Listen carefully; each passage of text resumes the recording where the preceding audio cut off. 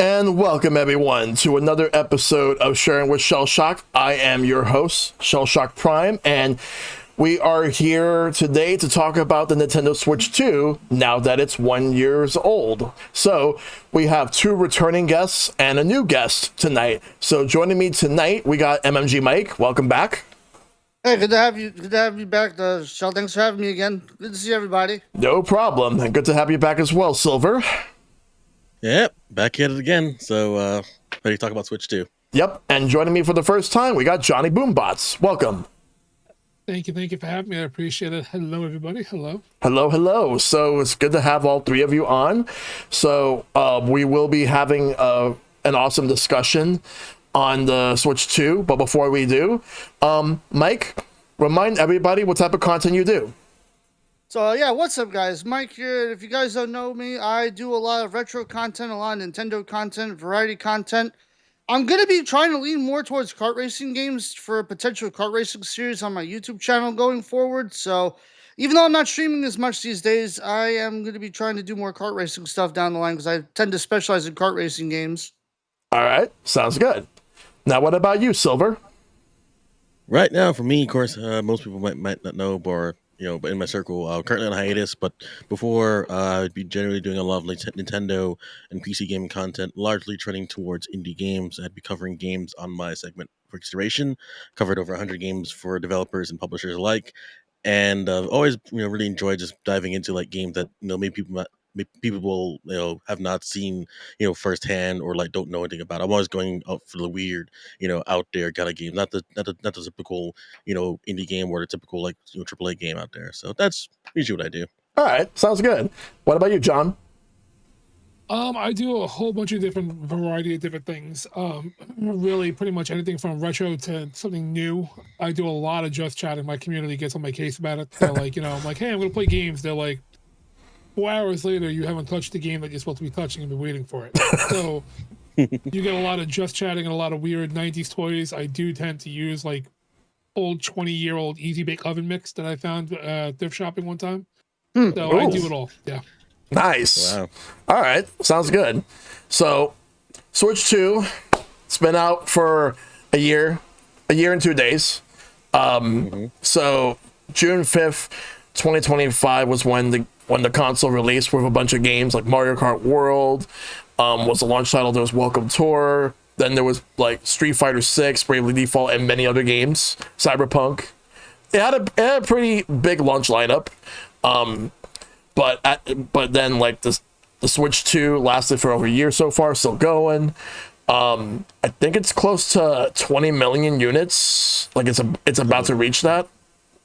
I believe so, yeah. If it hasn't yet, Something like that. as of and that's as of March 31st of this year so far, which it's already passed the Wii U in terms of overall lifetime sales. It's getting close to GameCube. Oh, it's already 20 million. Yeah, it's gonna pass GameCube soon. It's basically 20 million. They reported like it was like 19.86 million. So it's literally a cough away from 20 million. So it's definitely there. Yes. Yeah. All right. But yeah, so there's definitely a lot to talk about. So first things first, Mike, we're gonna start with you. When did you get a Nintendo Switch 2? What games and accessories did you get with it? So it's kind of funny because I already know that I could literally go about this for a long while, but me, Silver, and Pete actually went to the Nintendo New York launch for the Switch 2. What a crazy adventure that was. We could literally make that like its own episode if we really wanted to get into it. Oh yeah. Yeah. But honestly, I'm also looking at the photos from the actual Switch 2 launch in Nintendo New York.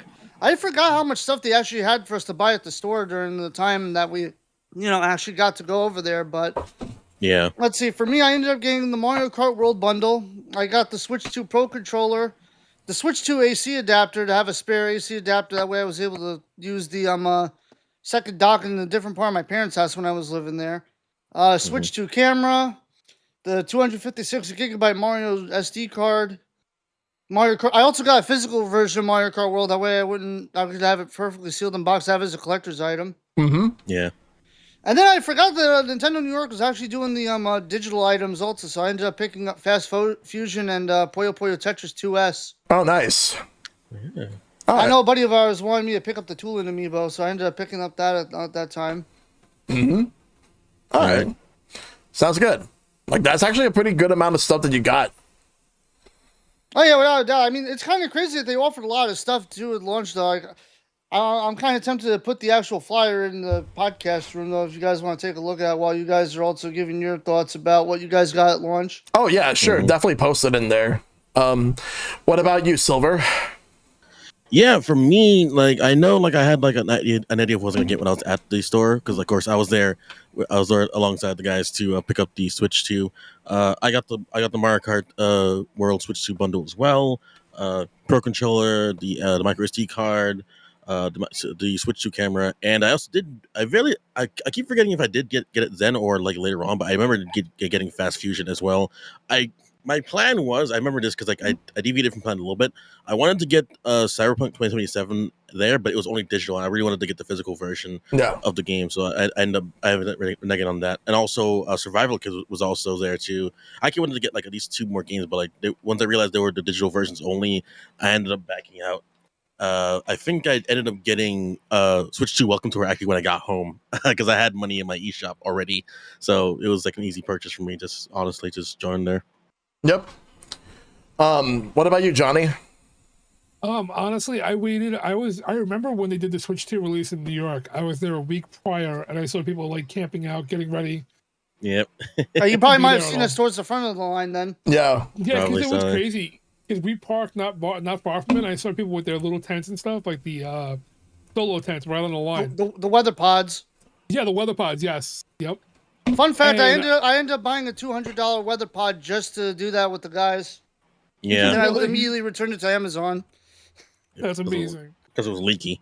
And Oh yeah, Silver dealt with like huge rainstorms. It was a mess. Oh, it was wild. Yeah, it was really wild.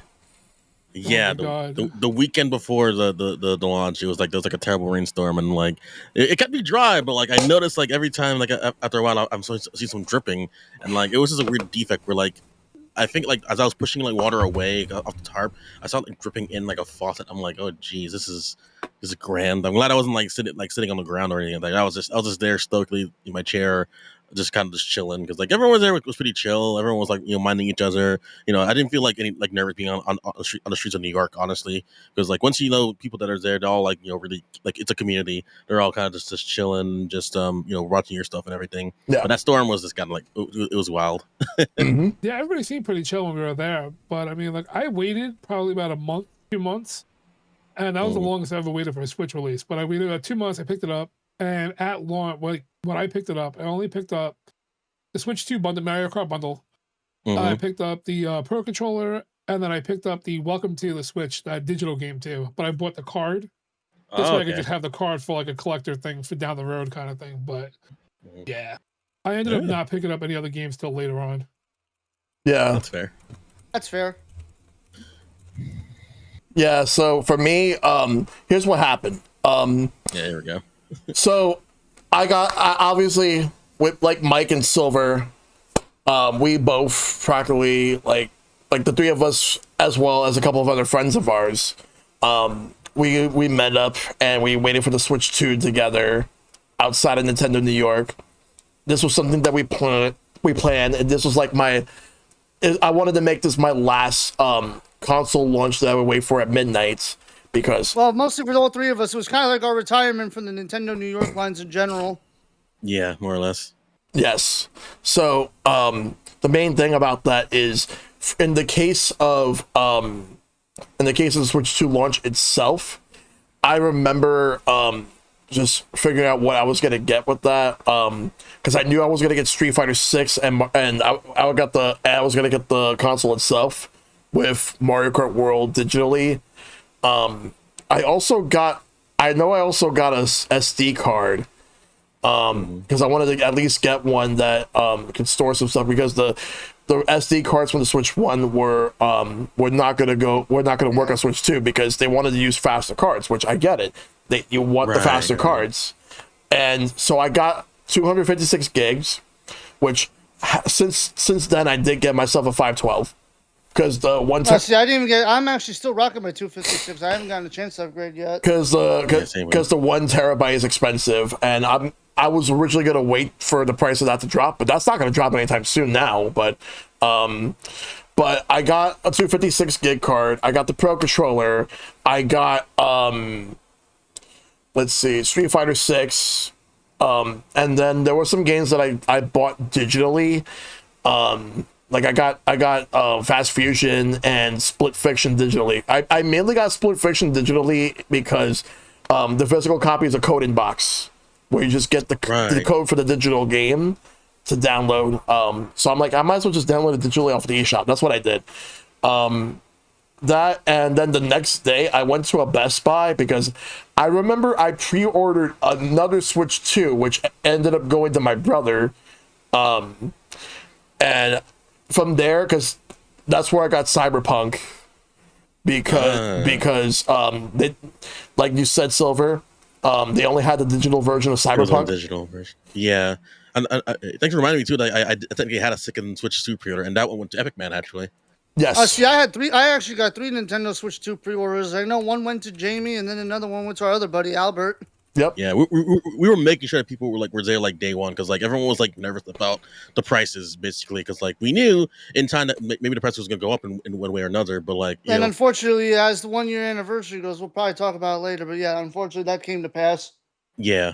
But the big thing really is that because I remember when right around the time when I got the Switch 2, because I did like a close to 12-hour stream that day. Like I was showcasing the games that I got and also showcasing that how Breath of the Wild, Tears of the Kingdom looked with the Switch 2 editions. And there was one Switch game I wanted to see how it looked on Switch 2 just because it ran like crap on Switch 1, but it runs like a dream on Switch 2. That game, Pokemon Scarlet and Violet.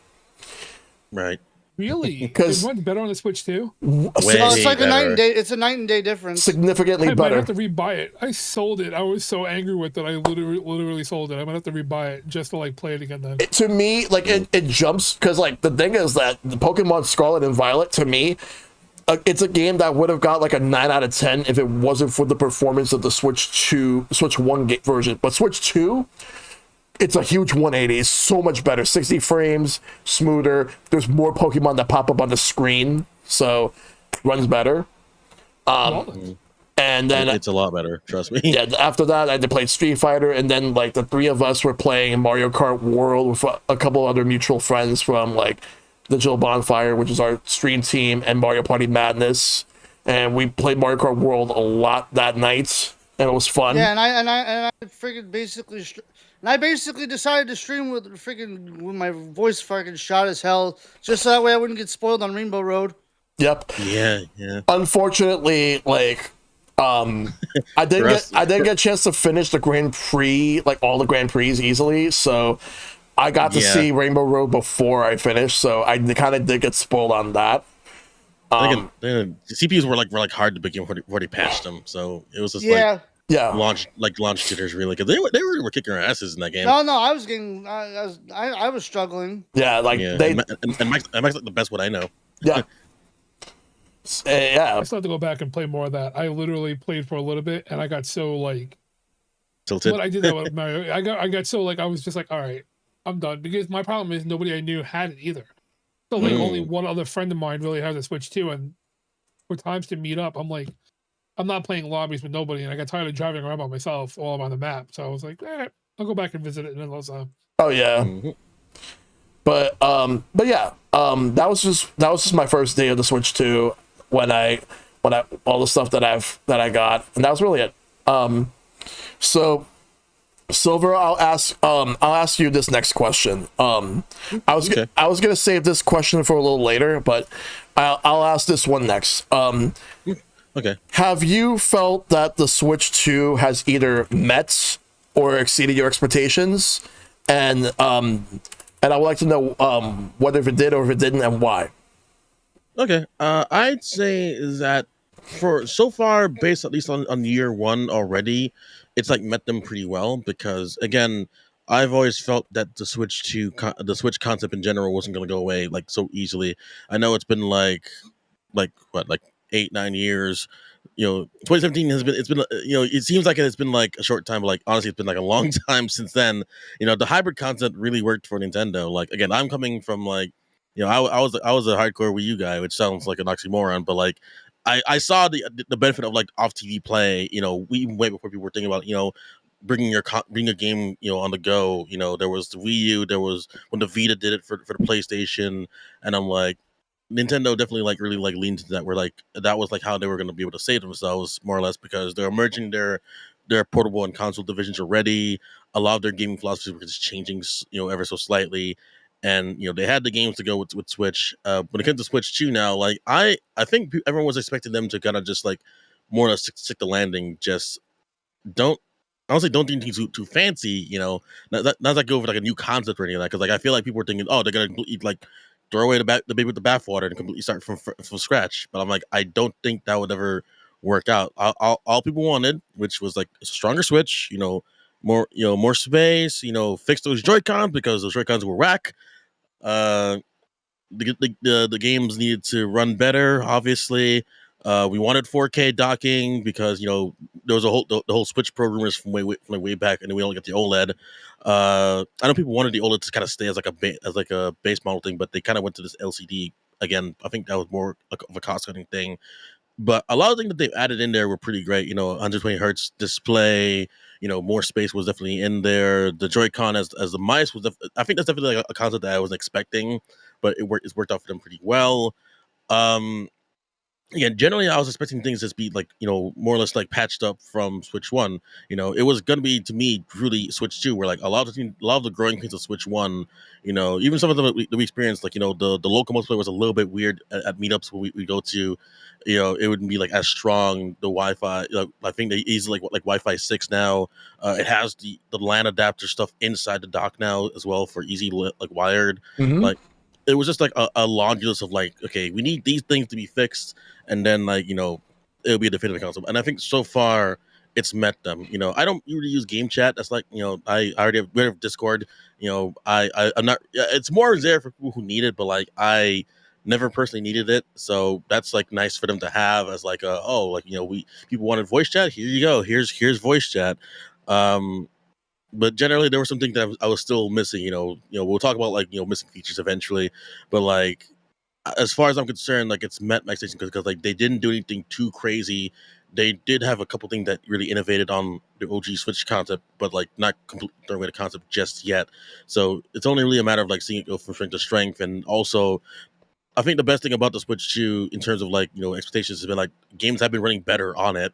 It's been pushing me to really go back to play my older games in the library to see how well they've enhanced themselves from Switch 1. So I'd say it's met them pretty well. Exceeding them will take some time. We need more games personally. The feature set is good, but like I don't think it's like phenomenal. Again, all I wanted was just a good follow up to the Switch, and we got that. So I'd say it's met it pretty well. All right, sounds good. What about you, Johnny? I mean, honestly, everything that was already said is pretty much on par with where I was at too with that. I don't think that it exceeds anything yet. The same way was said too. Like, we need more things. We need more games for it.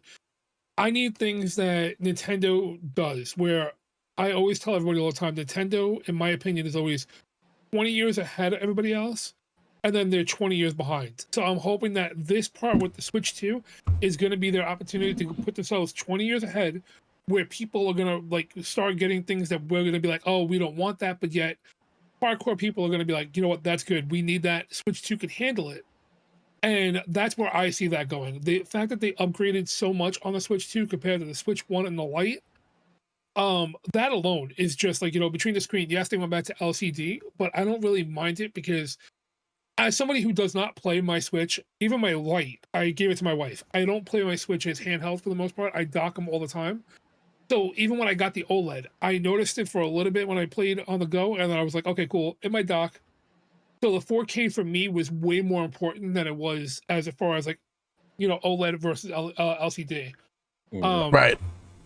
The magnetic controls to the side, huge phenomenal thing. When they first announced it, I thought it was going to be a complete fail because I'm like, little kid's going to grab it, hold it up, it's going to fall, it's going to break. It works so much better than I could have even anticipated to do it. The game chat, same thing too. Like I have the Piranha mic, the Piranha camera, it's there for show. I don't use it. I'm a collector with it.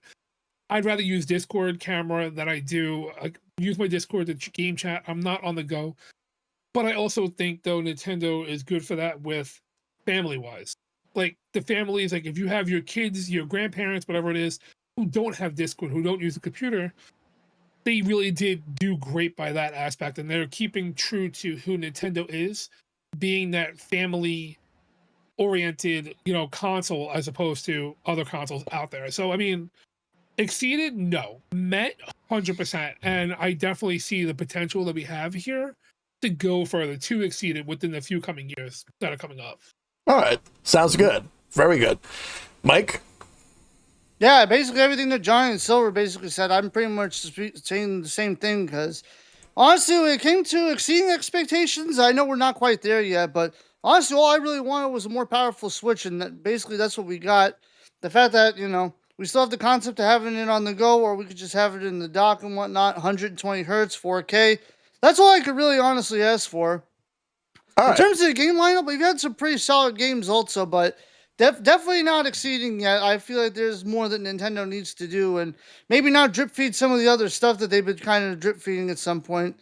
At least especially with like the retro games, like especially the GameCube lineup on the NSO and whatnot. I feel like they need to be able to do a little bit more with that, and that goes for all the NSO content in general, but in terms of game lineup, I still kind of want to see what Nintendo wants to do, because again, this is only the beginning.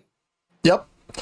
It is only the beginning. There's still a lot more room for improvement, but with the Switch 2 as it is right now within the first year, I'm not going to say it has exceeded my expectations. Not yet.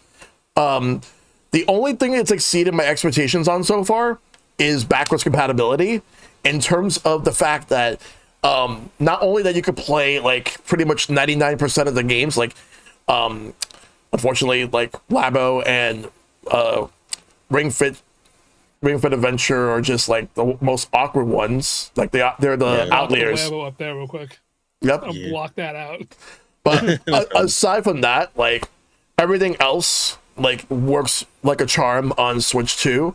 A lot of them run so much better. Like there were games that had some issues, like let's say Link's Awakening Remake and Echoes of Wisdom. There's been some issues with the frame rate, which I wonder if there was like some sort of memory leak issue on the Switch that was causing that. But when you're playing on Switch 2, I have no frame drops whatsoever. It runs exactly the way that it was intended. Something like Pokemon Scarlet and Violet, like I mentioned, runs a lot better. Like there's games that run better. Like some of them were minimal, others actually had more enhancements. Some of them even got like mouse mode. Like for example, Clubhouse games had mouse mode. And they even added, like, there was a feature that they actually added through a patch, through a system update, where they have like this boost mode in which that all of your Switch games will run at 1080p. Like, so Switch 2 already is 1080p on handheld, but if you're playing Switch 1 before, without boost mode, it's 720p, but it increases to 1080p if you're playing handheld, which actually makes them a lot better. They look better and they run better. But aside from that, in terms of the hardware, I do like the Joy-Cons a lot better. Granted, they're still too small for me, although they are bigger than the ones that Switch 1 has. But at the same time, I do like the way that you can attach the Joy-Cons this time around, as opposed to just sliding it onto the Switch. And the only thing I'll say is that I kind of wish that we had like actual like colors on the outside rather than just black with like shades of, like, for example, blue or orange and all that. I would prefer if we would have had like different colors, but other than that, I like the form factor a lot better. I think the Pro Controller is so much better, because I actually made a joke how the Switch 2 Pro Controller makes the Switch 1 Pro Controller feel cheap in comparison. And I said a similar thing where I said that the Switch 1 Pro Controller made the Wii U Pro Controller feel like a Fisher-Price toy. So, but that's just the testament of how better these controllers would be each generation. So, the only criticism I have towards this controller is I wish that the analog sticks used the Hall sticks. That would have been better for certain games. But other than that, I like that they have like the back buttons that you can just map anything to these for whatever games you want. I do like how I do like the form factor a lot better. And I will say that in terms of hardware, I think it's a superior product compared to what the Switch 1 is. In terms of software, I will say, though, that we have a pretty solid amount of games on the Switch 2. I do think that there's still room for a lot more, because obviously there's still more games that people want to see on the Switch 2 from Nintendo. So there's still time to figure out exactly just what they're planning, what they're doing. I'm hoping that we'll be able to see the future of what games we're going to be getting real soon. More likely a Nintendo Direct will definitely quench our thirsts. But other than that, I think in terms of the year one lineup, I think it's actually very solid.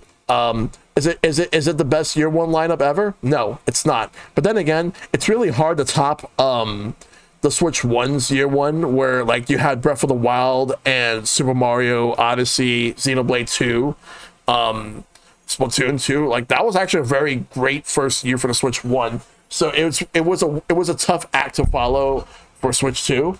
But overall, I would say that the Switch 1 has indeed met my expectations, but it's not quite there to exceed it just yet. Maybe in time it will, but right now, I'm satisfied with it. All right, so Johnny, I'll ask you this next question first. What are your favorite games on the Nintendo Switch 2 so far? So far, I would have to say Donkey Kong Bonanza sticks out because it's everything I love about the open world Mario games, but just with DK. And the fact that you have it is essentially just 3D Mario reskinned with Donkey Kong with a little extra mechanics to it, but it's what I feel I love. Pokopia has been a great one too. The only thing I will say is Pokopia, for me, I get a little overwhelmed at times because of the fact that it's so much that I'm like, okay, I have way too many people that want way too much stuff, where it's like, okay, they're trying to beat Animal Crossing again, and I get it, but they did it in a good way. And then, shockingly enough, my third favorite is actually Yoshi's Mysterious Book.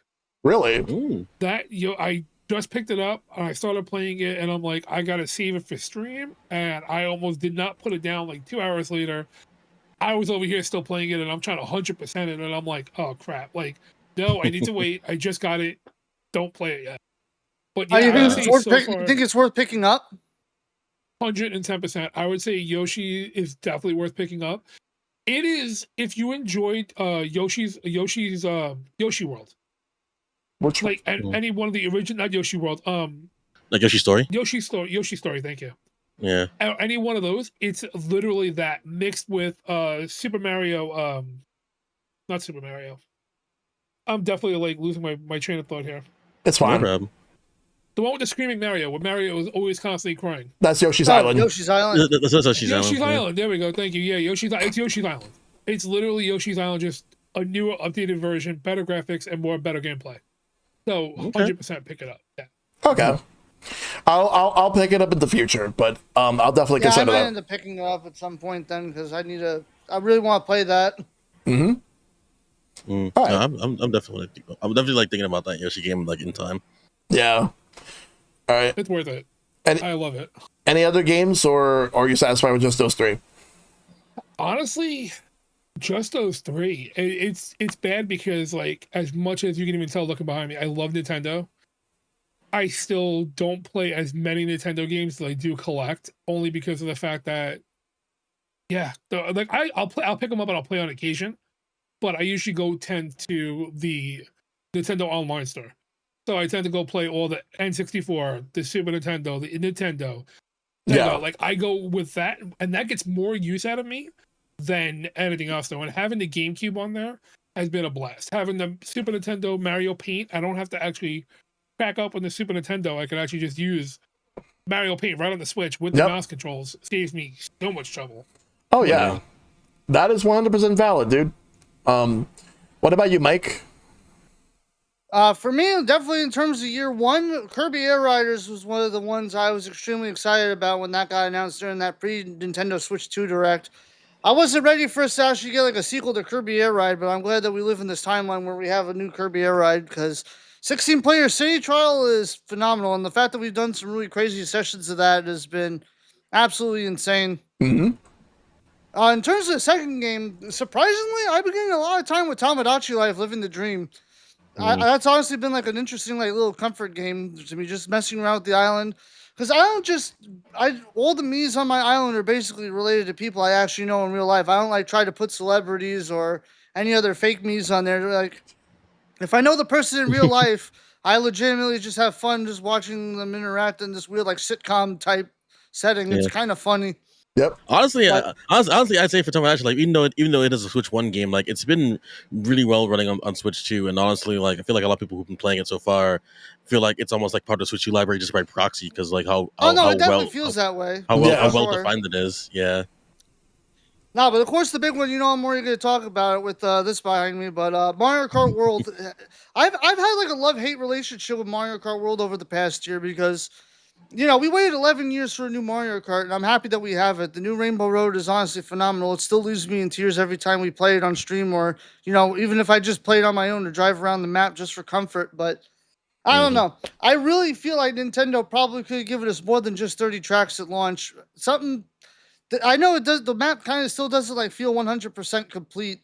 And even though like I've grown a lot more of an appreciation for the free roam and just getting all of the missions done. The missions have been a lot of fun, just going around and collecting the missions. But I don't know. I kind of wish that we had a little bit more of a more meatier reward than just stickers and whatnot. I feel like they really could have went all out with new car parts and new characters and other stuff based on some of the missions and stuff. Yeah. That's like my main complaint. But honestly, the rail grinding, the wall jumping, I feel like that between that and having the map and the intermissions, I feel like Nintendo really can't go back from that because this does feel like the next possible evolution for Mario Kart. Like, don't get me wrong, I enjoyed the classic 3 laps of Mario Kart just racing around the basic track, but I don't know. I've grown more of an appreciation for the intermissions, even though some of them could feel a little bit barren at times still. I feel like if Nintendo took their time and actually put more obstacles into the intermissions and gave them a few more turns, which they slowly did work on over the year, I feel like Mario Kart World still got a lot more to show off because they're going to be giving more DLC down the line. Mm-hmm. Yeah. I'm really wondering like, how they're going to potentially pull that off. Like, I feel like if they really wanted to, I know there was like a modded video of like Mario Kart 8 where somebody was like being able to mash the tracks together, and at the end of the lap, kind of like Sonic Cross Worlds, where you go through a giant ring to the next area though for the lap 2 cross world and whatnot. Yeah. I feel like Nintendo could make that sort of a thing in order to give us more options to travel around the world from like one end of the map to the other end of the map, like a launch star or something. Yep. Yeah. But I don't know. Or I feel Warpipe, like something like that. But I feel like between that and maybe just letting us have the option for custom knockout tours, that would really give Mario Kart World the injection of life it kind of needs to keep it going a little bit. Yeah. And also just having the free roam for Rainbow Road would be phenomenal to get some more Rainbow Road like stickers and whatnot and just have fun with the missions. If you fall off the section 1 of the track, maybe you just end up going back down to the earth and you have to wait for nighttime to pass by again in order to go back up. Mm-hmm. Ooh. All That'd right. be interesting, actually. Yeah. But Mario Kart World, I would say it's right up there with Sonic Cross Worlds and Kirby Air Riders, but I still feel like Mario Kart World has a lot more expectations to fill. Yep. That's fair. Now, what about you, Silver? So yeah, so when I saw this question, like I basically like jot down like a quick like 5 like games. So I'll just run through them real quick. So like I guess like number 5 for me, which seems weird, but like I'll shout out Dragon Drive. Like no one gave that game a chance like at all for a lot of reasons. It looked kind of bare. It looks kind of like but like very like it's the most like non-Nintendo looking game ever because it's wheelchair basketball and these like robot looking things. But I enjoyed it a lot more than I thought I would because like I like the games are really competitive. Like the control scheme, once you kind of get used to it, like it does feel pretty good. I still like how good the HE rumble is because I can feel almost like the little notches of like the wheels like on pavement. I'm like, that's really insane detail. Granted, I haven't played it as much recently, but like the times I played it on stream like last year, like I was having some phenomenal games with people, and like it's only sad that like people like they really like just threw it out there. They dismissed it, but to me, it felt like a return of like those old like Nintendo eShop games where like it was just like maybe $20 or less. It was had a simple concept and it'd go as far as you wanted to, and it wasn't a full price game at all. And people thought Nintendo was like wasting their time on it, but like it was just them messing around with the Joy-Con mice, and I'm like, that's kind of what I want to see for them, like them being innovative, really trying different things, and if I like again, I like the weird out there games, and I'll give them their time in the sun, but like I enjoyed it for what it was, which was a very simple basketball style game, and I really liked it a lot. Number 4, real quick, was Cyberpunk 2077. I got it on Switch when they had that price error back in, I think it was December. Of course, it runs really well. Again, CD Projekt Red did a phenomenal job porting that to the Switch too. It has all the DLC, including the Phantom Liberty expansion. I'm almost done playing it. Like I'm basically like near the end, but I've been like biding my time. I've been doing like all the side quests and stuff. But like every time I get a chance to pull it up, like I'm just amazed like how well it runs compared to like when I ran it on my Steam Deck, for example. Like on the Steam Deck it ran okay, but like on the Switch it was on the Switch too. It was just buttery smooth, and I really liked it a lot. Number 3, real quick. Yeah, no, like I really was surprised, and they put the whole game on the cartridge for the physical version, which I wanted to get, but like the digital version, like I got it because like people realized it was a price error later on, and they never walked it back, thankfully. So that was great. I got it for like literally cheaper than I could ever like imagine it. Yeah, I have to add that to my list. Yeah, number 2, real quick, it's definitely the Switch 2 version of Fortnite. The Switch 1 version of Fortnite was butt cheeks, like complete utter butt cheeks. Like the more it got updated, the worse it performed. And like there was a time where like I just went back to PC to play Fortnite because like it just was not running well on Switch 2. Day one when I get Switch 2 and I booted up, it's like a night and day difference. It's like I'm playing it like on PC. You have the Joy-Con controls as well. You have the gyro. Like I'm putting out like replays on my Blue Sky and everything. Like it was good. Like I bring it to work honestly, and I like work like lunchtime. Take out my Switch 2, put on my hotspot. I'm gaming for like an hour basically. I gotta like remind myself like I gotta get off at 2 o'clock so I can get to work. But like I'm like interested in these matches, and like some of my workers are like what are you doing? I'm like, I'm playing Fortnite. I'm like, you get Fortnite on that thing? You're like, yeah, because it looks so out there. Number 2 is definitely Mario Kart World. Again, Mike explained like a lot of the reasons why Mario Kart World is definitely high up there. For me, I think number 1 has been definitely Donkey Kong Bonanza. I haven't played a 3 Donkey Kong game in a long time.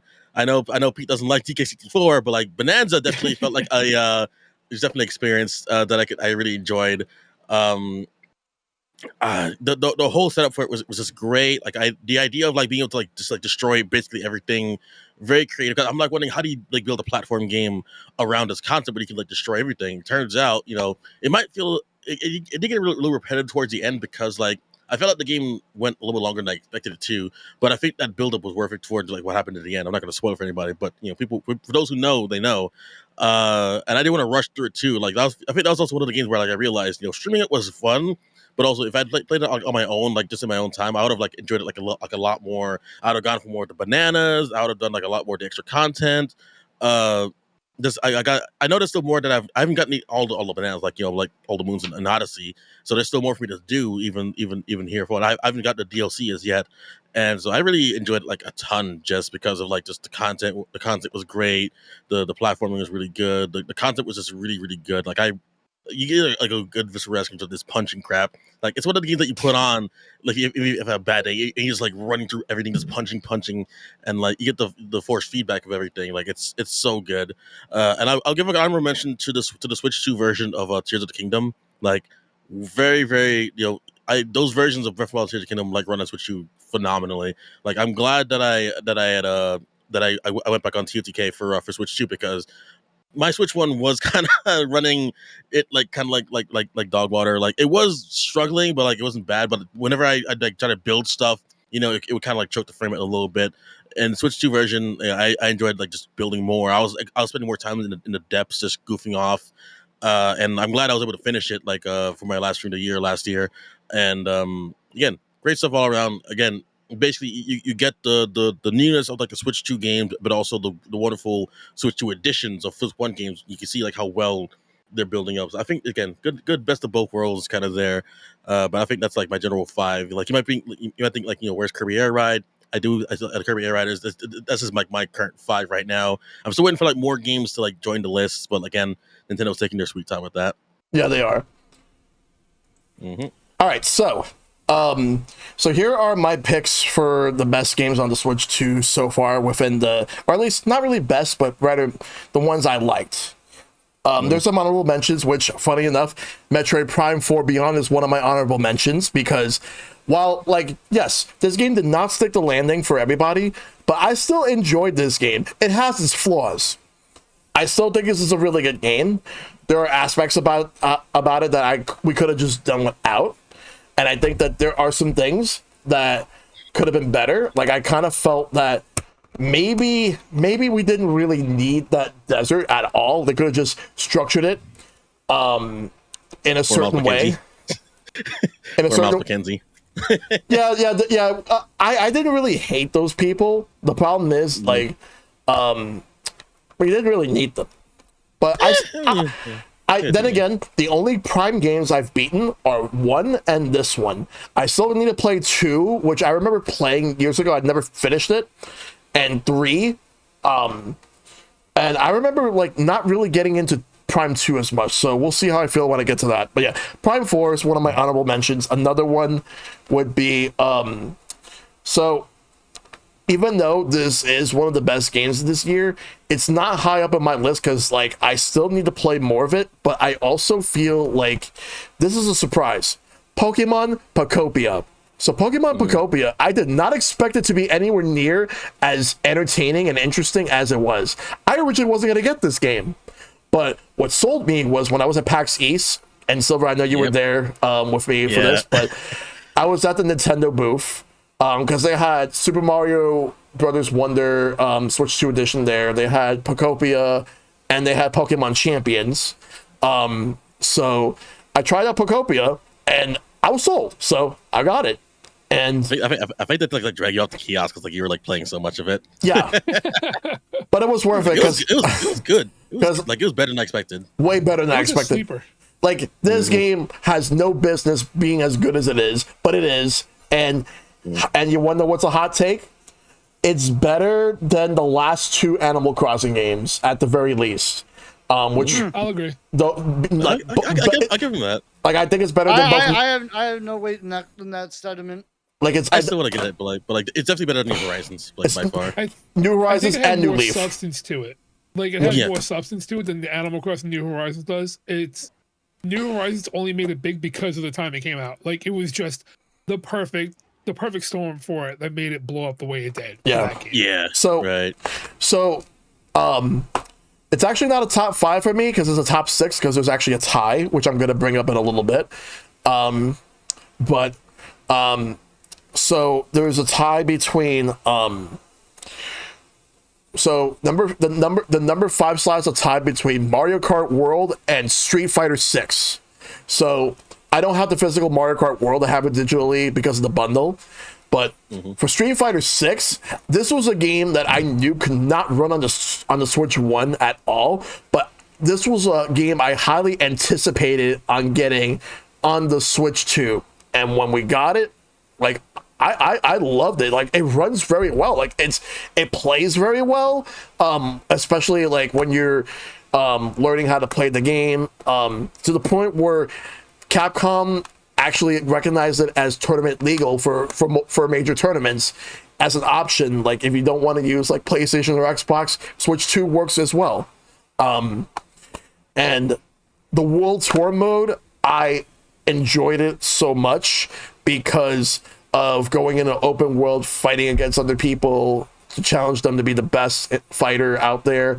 And we got all the because this comes with the first 2 years worth of DLC.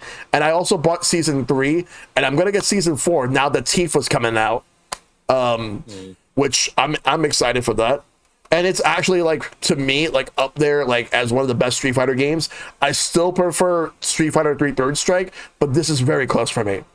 And for Mario Kart World, Mario Kart World is a lot of fun. Is it my favorite Mario Kart so far? Not really. Not there yet. Still need some more content. But for what it's worth, for what we have right now, I am satisfied with the gameplay. I like the fact that you can do multiple tricks in the air, going on the rails, running on the walls. All these funny tricks you can do. It's fun. I have a blast with it. And the only reason people compare it to Mario Kart 8 Deluxe is because that's the last one that we got, which got a DLC expansion, which eventually this one will. But if anything, it's better than base Mario Kart 8. Not counting Deluxe, but base Mario Kart 8 for sure. I will say though that in terms of the intermissions, like, I never minded them. I do think that they're better now thanks to updates. I also enjoy the 3 laps, like doing 3 laps in, like, the game itself. But I do like some of the intermissions. Like, for example, like any type of intermission, any type of stage going to track going into DK Spaceport, because then you have the whole DK Spaceport, or as we always do it last because it's so grand, Peach Stadium going into Rainbow Road, because you get to see the build up going all the way into Rainbow Road, and then going into Rainbow Road itself is phenomenal. Easily the best Rainbow Road in the series. Knockout Tour is fantastic. Just being able to do a couple of rounds of Knockout Tour with other people is a lot of fun. And yeah, fantastic game. So that's the tie with number 5. Number 4 is Kirby Air Riders. Kirby Air Riders is so much fun. I didn't really play a lot of Air Ride. I only played it at gatherings. I never bought the game, which I kind of regret not buying it. But this game is so much fun. Honestly, City Trial is what made this game amazing for me. I love City Trial. I love all the other modes. Like, Road Trip is really good, but City Trial, like, it's just nothing. There's just nothing like it. Just going through the entire big city, 16 people at most, with all the chaos that can pop up at any moment. You never know what's gonna happen. Like, you have, like, all these random races, like a boss can pop up, items can randomly pop up, and power-ups and whatnot. So many surprises. You never know what's gonna happen. I had so much fun playing this game, like, with my friends, with all you guys. Like, I think that this is well worthy of owning on Switch 2. Number 3 is Resident Evil Requiem. So the fact that a high quality game like that can be on the Switch 2 was very surprising. The fact that Capcom decided to bring it, and it runs very well. Like, sure, there are some areas where it can be a bit demanding, but it's not enough to deter my experience with the game. I love the story. I don't want to say too much about the story for anyone that hasn't had a chance to play it yet. But it's really good. Definitely up there as one of the better Resident Evil games for sure. But visually it looks fantastic. It's really great seeing a lot of characters, both new characters and fan favorite characters, coming into the game. As well as some fan favorite sections, which you got to see it for yourself. But so many nods to, like, previous games in the series. They knocked it out of the park, and I'm looking forward to more, like the new Code Veronica remake. I'm looking forward to that. Number 2 is Pragmata. I did not think this game was going to be anywhere near as good as it is. Like, I knew it was going to be a really good game, but I actually nearly shed a tear at the end of this game. I was so close to crying at the end. Like, this game has a great story, like, with an astronaut and an android girl, basically kind of like a father-daughter relationship. It actually worked very well. But the gameplay, like, it kind of reminds me of like a bunch of the action adventure games from like the 360 and PS3 era. It gave me those vibes. People compare it to Dead Space, but people call it Dad Space. But yeah, but it's not but it's not really that scary. But it didn't no, not even. it didn't even need to be. There's a lot of action. There are some pretty intense boss fights. There's a lot of good exploration, but the story, especially towards the end, it just hit me. It just hits me so hard that I nearly cried. Highly recommend it. So far, this is like up there for me as game of the year. There might be something that might surpass it, but I recommend it. So that's I will say, as a viewer for that one too, like while I watched one of my best friends play that, and it's not my kind of game, and I'm actually was curious about how it would run on the Switch too. As a viewer of it, the ending of it, that even made me go, oh, like I heard him crying, and I was over here like, okay, yeah, because that game definitely hit the feels, even as a viewer, let alone playing it. It definitely did. Yeah, like it just It has those emotional chops for real. like I did not expect Pragmata to do that. I was not expecting it to go that direction, but yeah, well worth it. And number one, Donkey Kong Bonanza. This game is incredible. To me, out of all the games Nintendo has developed on Switch 2, this is, in my opinion, the best that they have put out so far.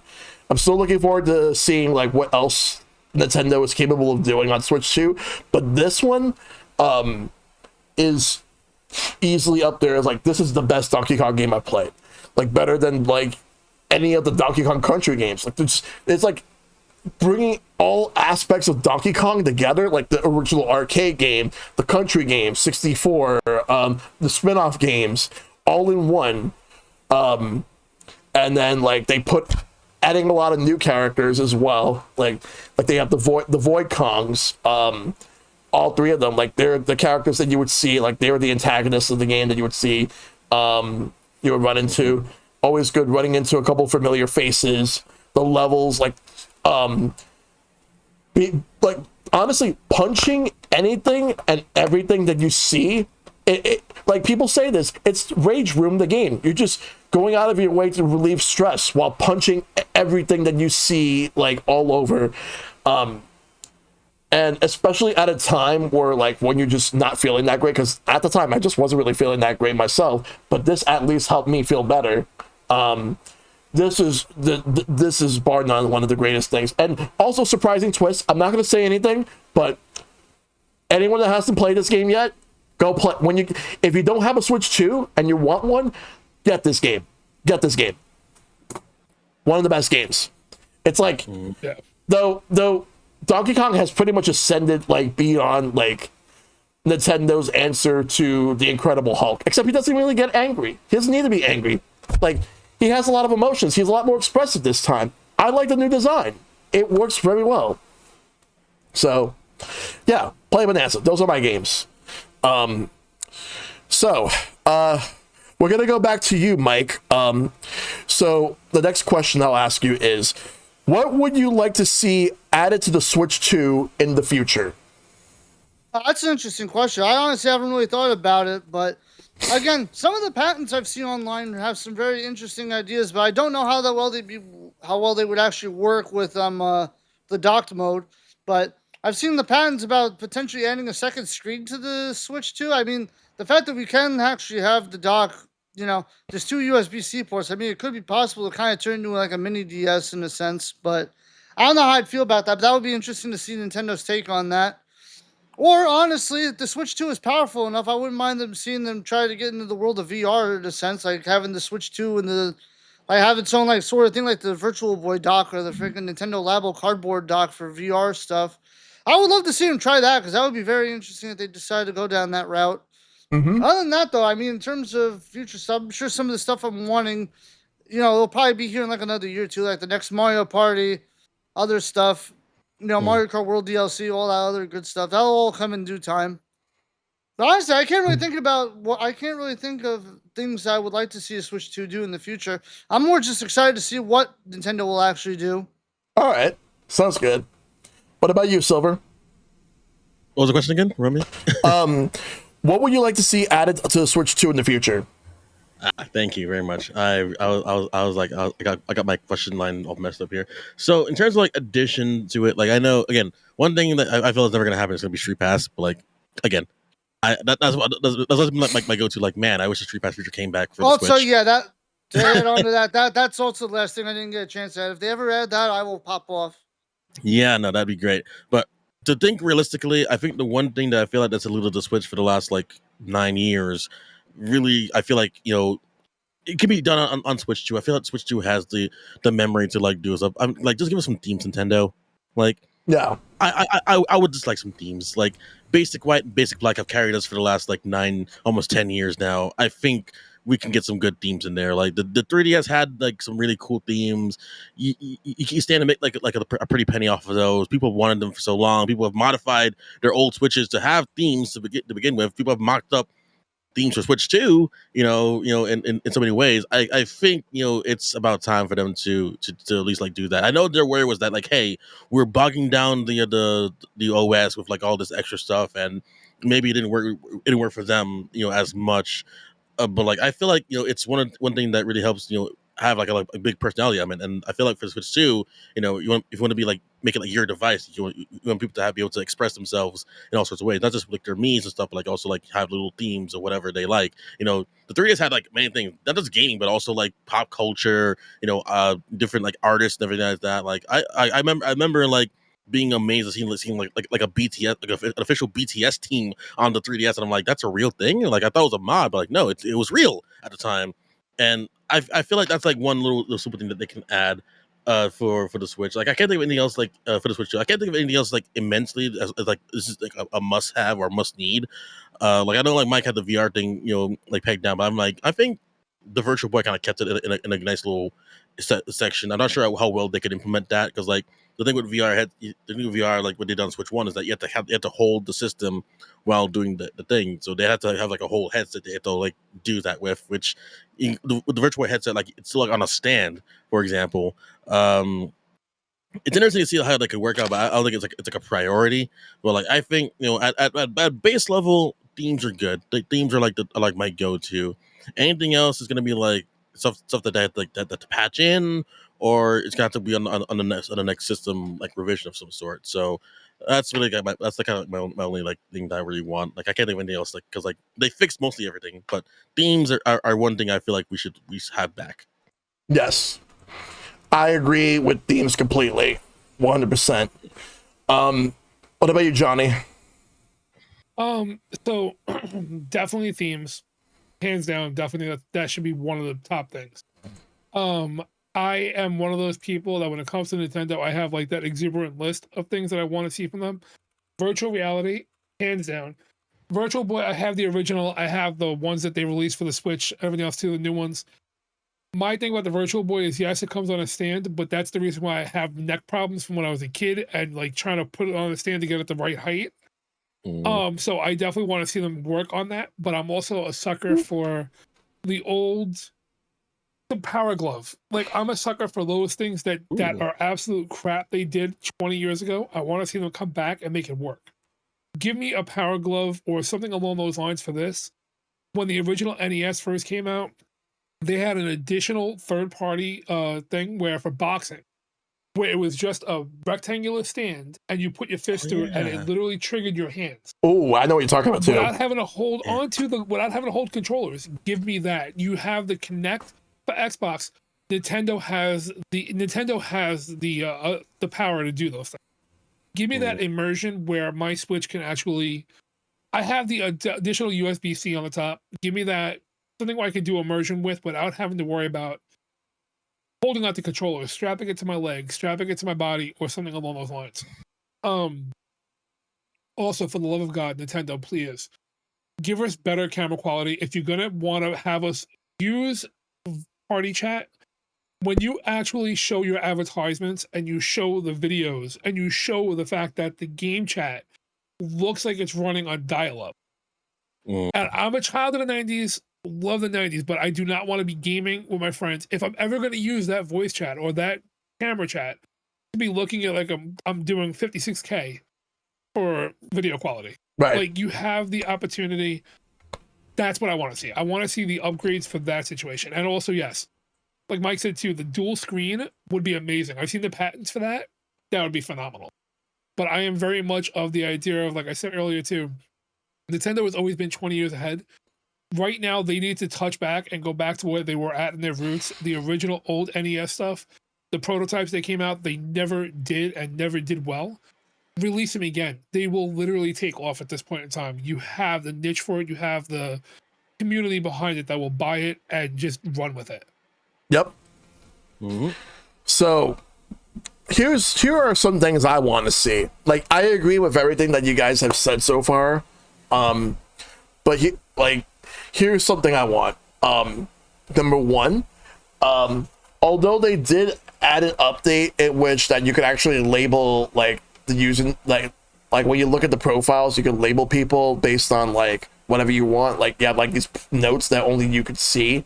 I usually use it so that I put like their username, so I would know in case if people change their usernames, I would already know who they are. Yeah, that's number one. Smart. So I'm glad they added that.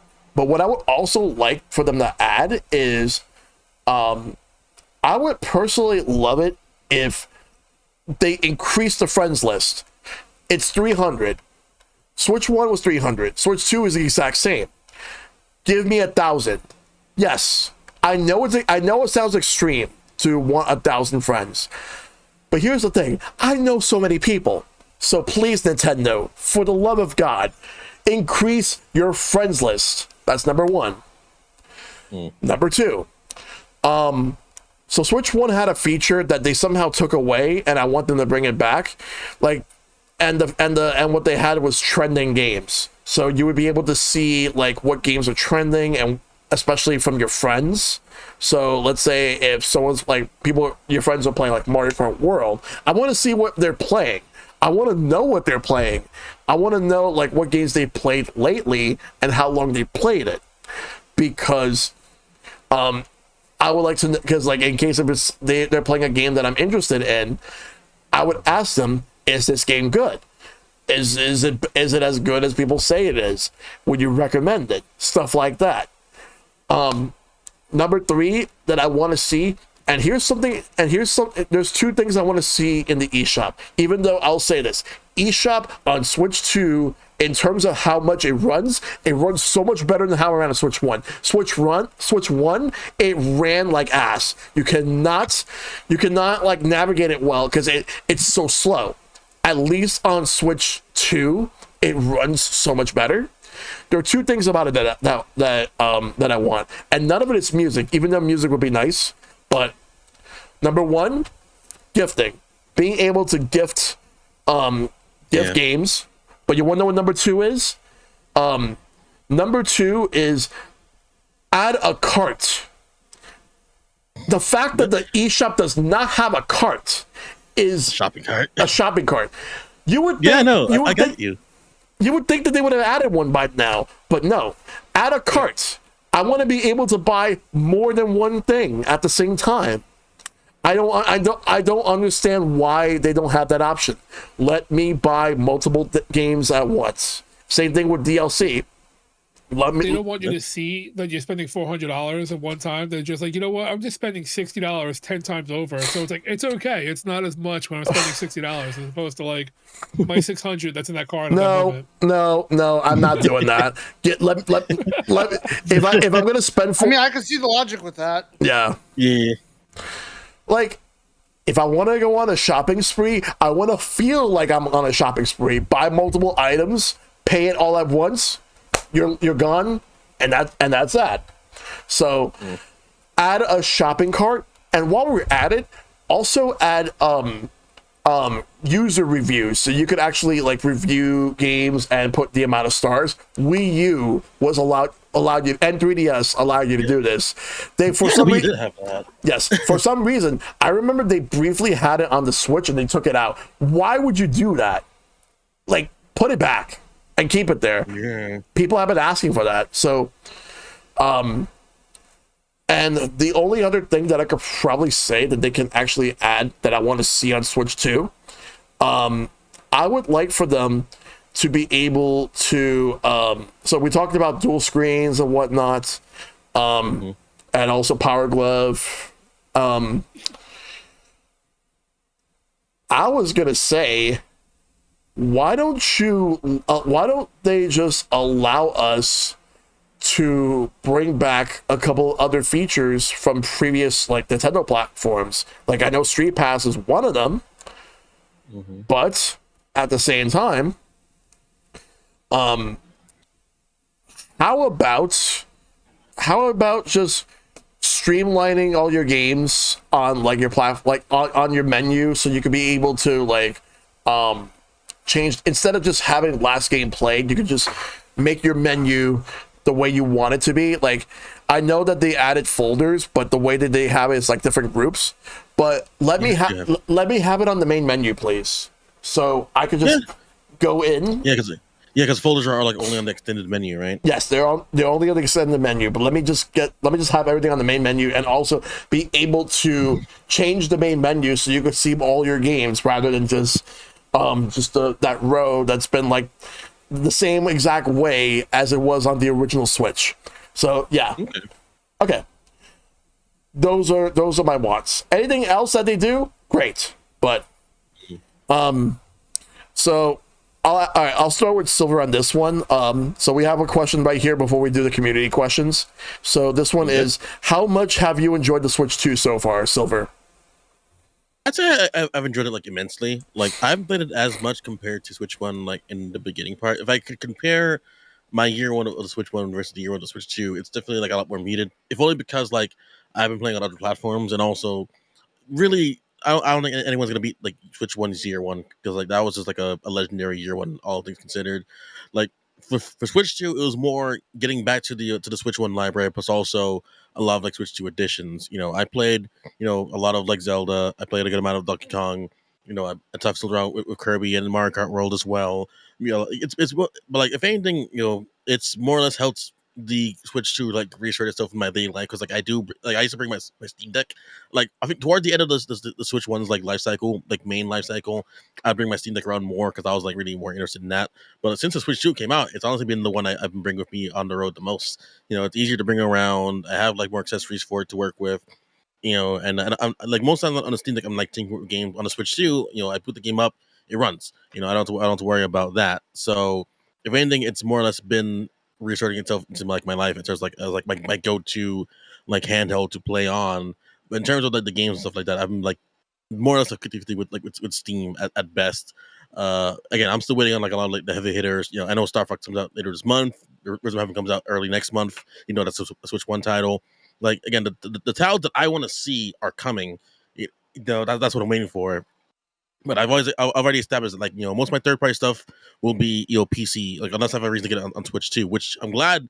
With the showcases recently, like a lot of Switch 2 games have been announced from like Summer Game Fest and such. So I'm glad to see like that's been like kind of like picking up. But if anything, I've had like my everyday use. You have your Final Fantasy games. Yeah, that's true.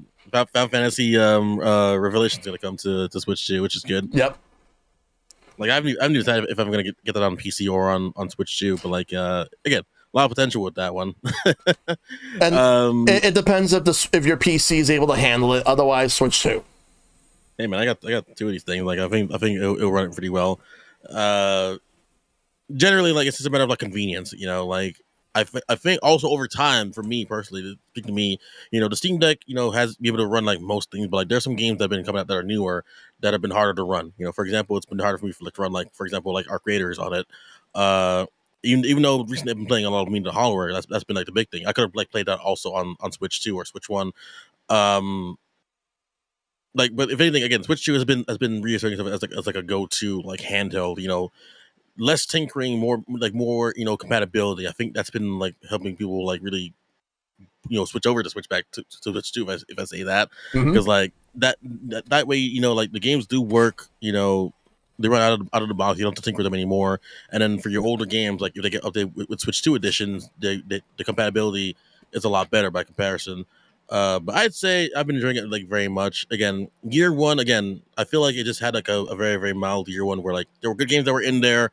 It did its job. It's still sold as far as I'm concerned, among like a lot of like other like issues that they had, in terms of like price increases, maybe there were like some people were like claiming like, that there was like slight drops, whatever. Like, I don't think that's ever true. Like, I think games were coming out for a still on a weekly basis. Nintendo was still trying to cultivate the Switch One library because they still really wanted to. They don't want to kill Switch One immediately because that is still selling.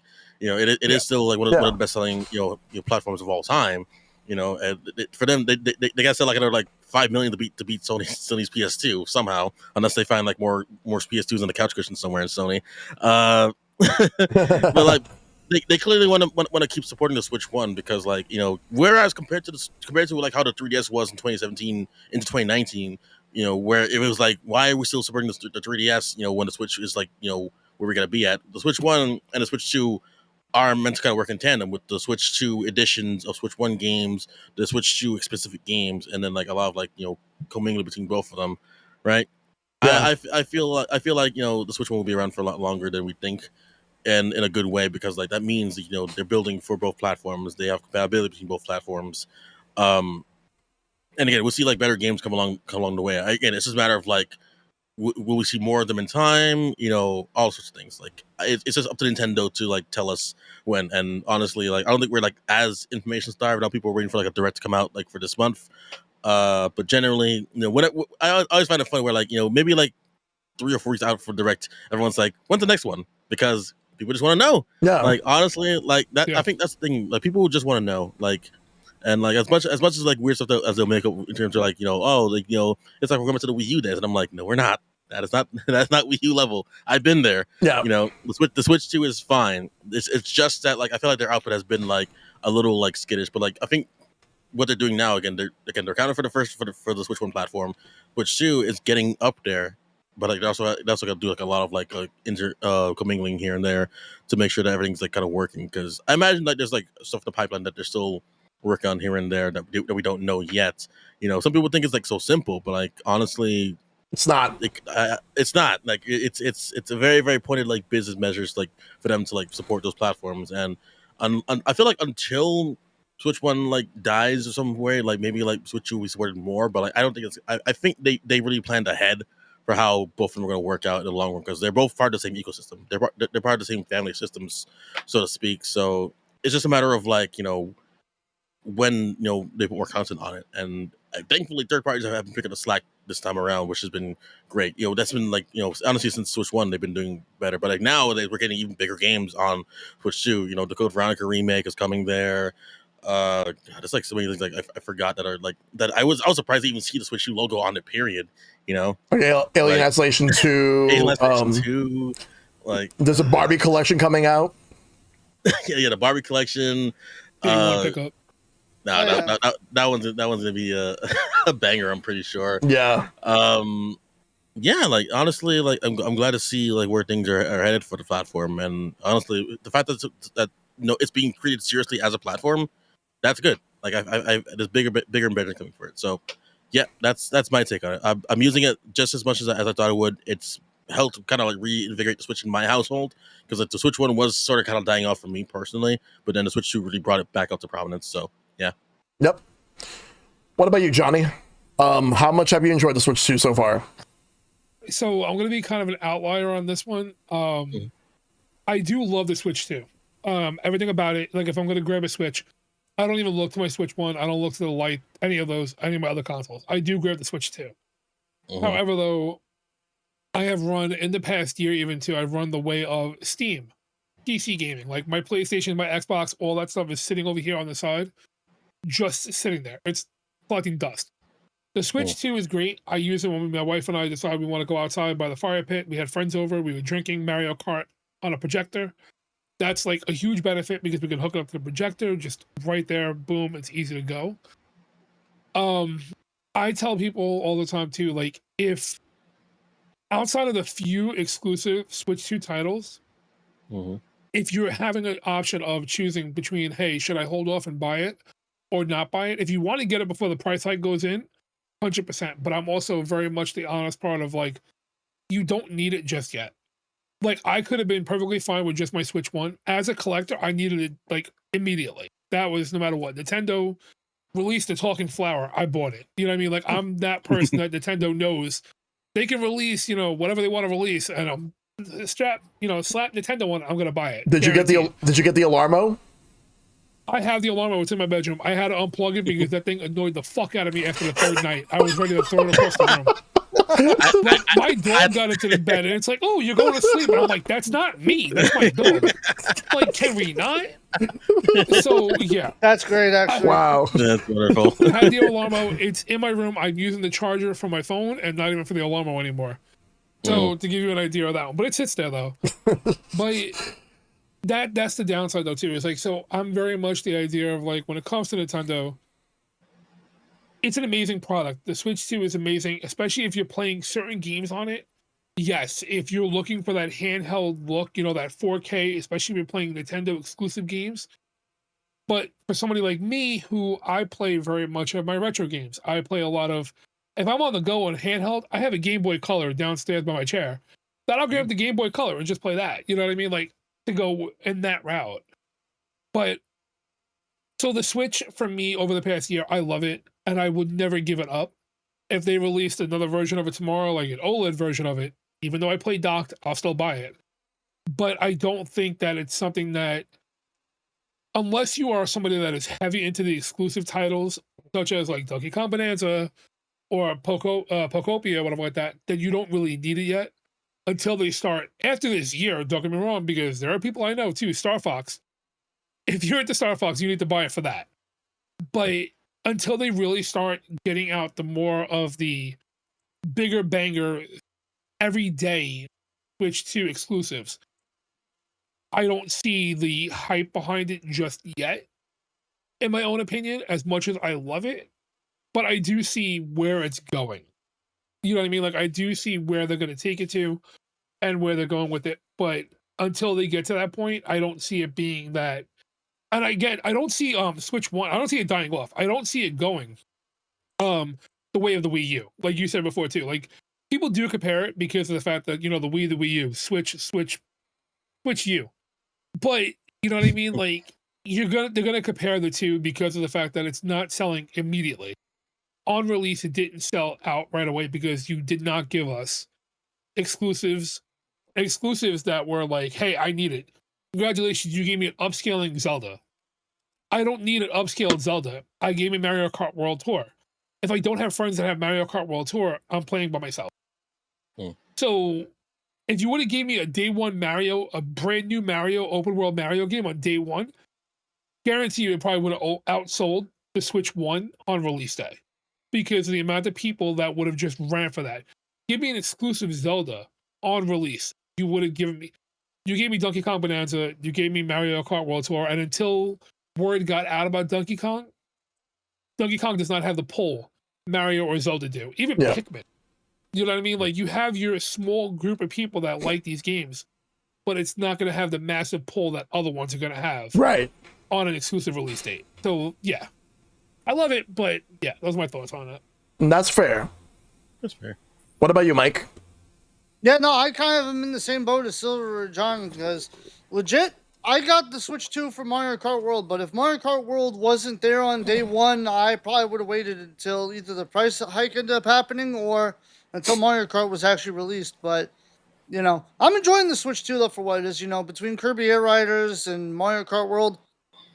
Between those two games alone, I've already put in like almost 500 hours total, I believe. So, like, legit, I have enjoyed the Switch 2, but I'm kind of in the same boat as Silver John. Like, legit, if, like I said, Mario Kart World or Kirby Air Riders wasn't being announced, or even Donkey Kong Bonanza, I probably would have waited a little bit before grabbing the Switch 2. But then again, we also camped out in front of the Nintendo store for like a week. So, yeah, there was no way we weren't going home without that shit. Oh, yeah.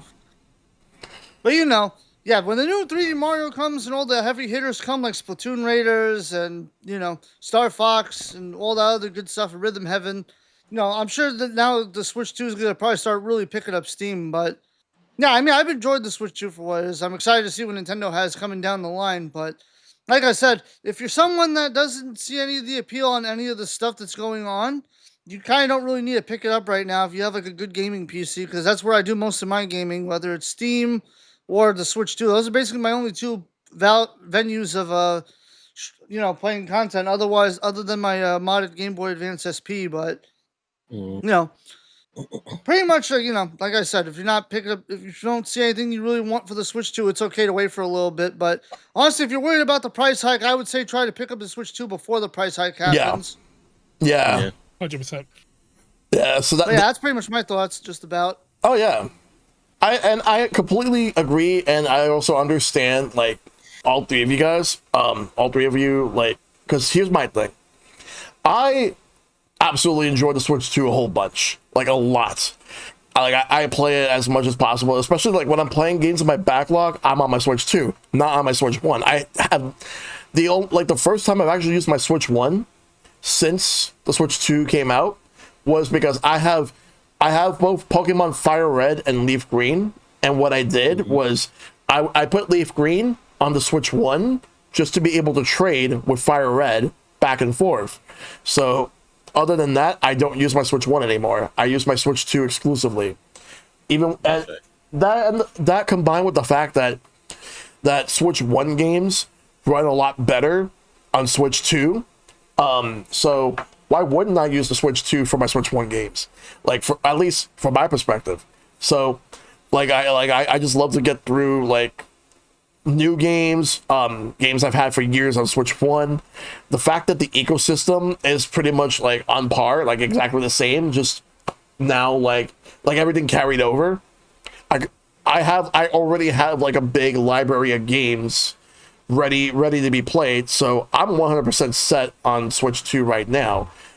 That being said, I agree that there's going to be some more games coming out that would excite people, that will make people be like, oh my god, I have to have the Switch 2. There is one so far that's coming out next year that's getting people like that, and that's Pokemon Winds and Waves, because that's coming out next year. So that's one. But I know people are waiting for whatever's the next Mario game and the next Zelda. So, not to mention, there's other series. Like, I know we're getting Splatoon Raiders, but I do think we're gonna get a Splatoon 4 in a few years. A new Xenoblade, people are waiting for that. And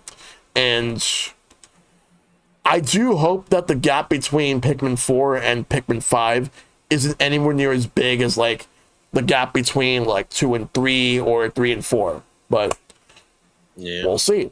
But I'm looking forward to Star Fox.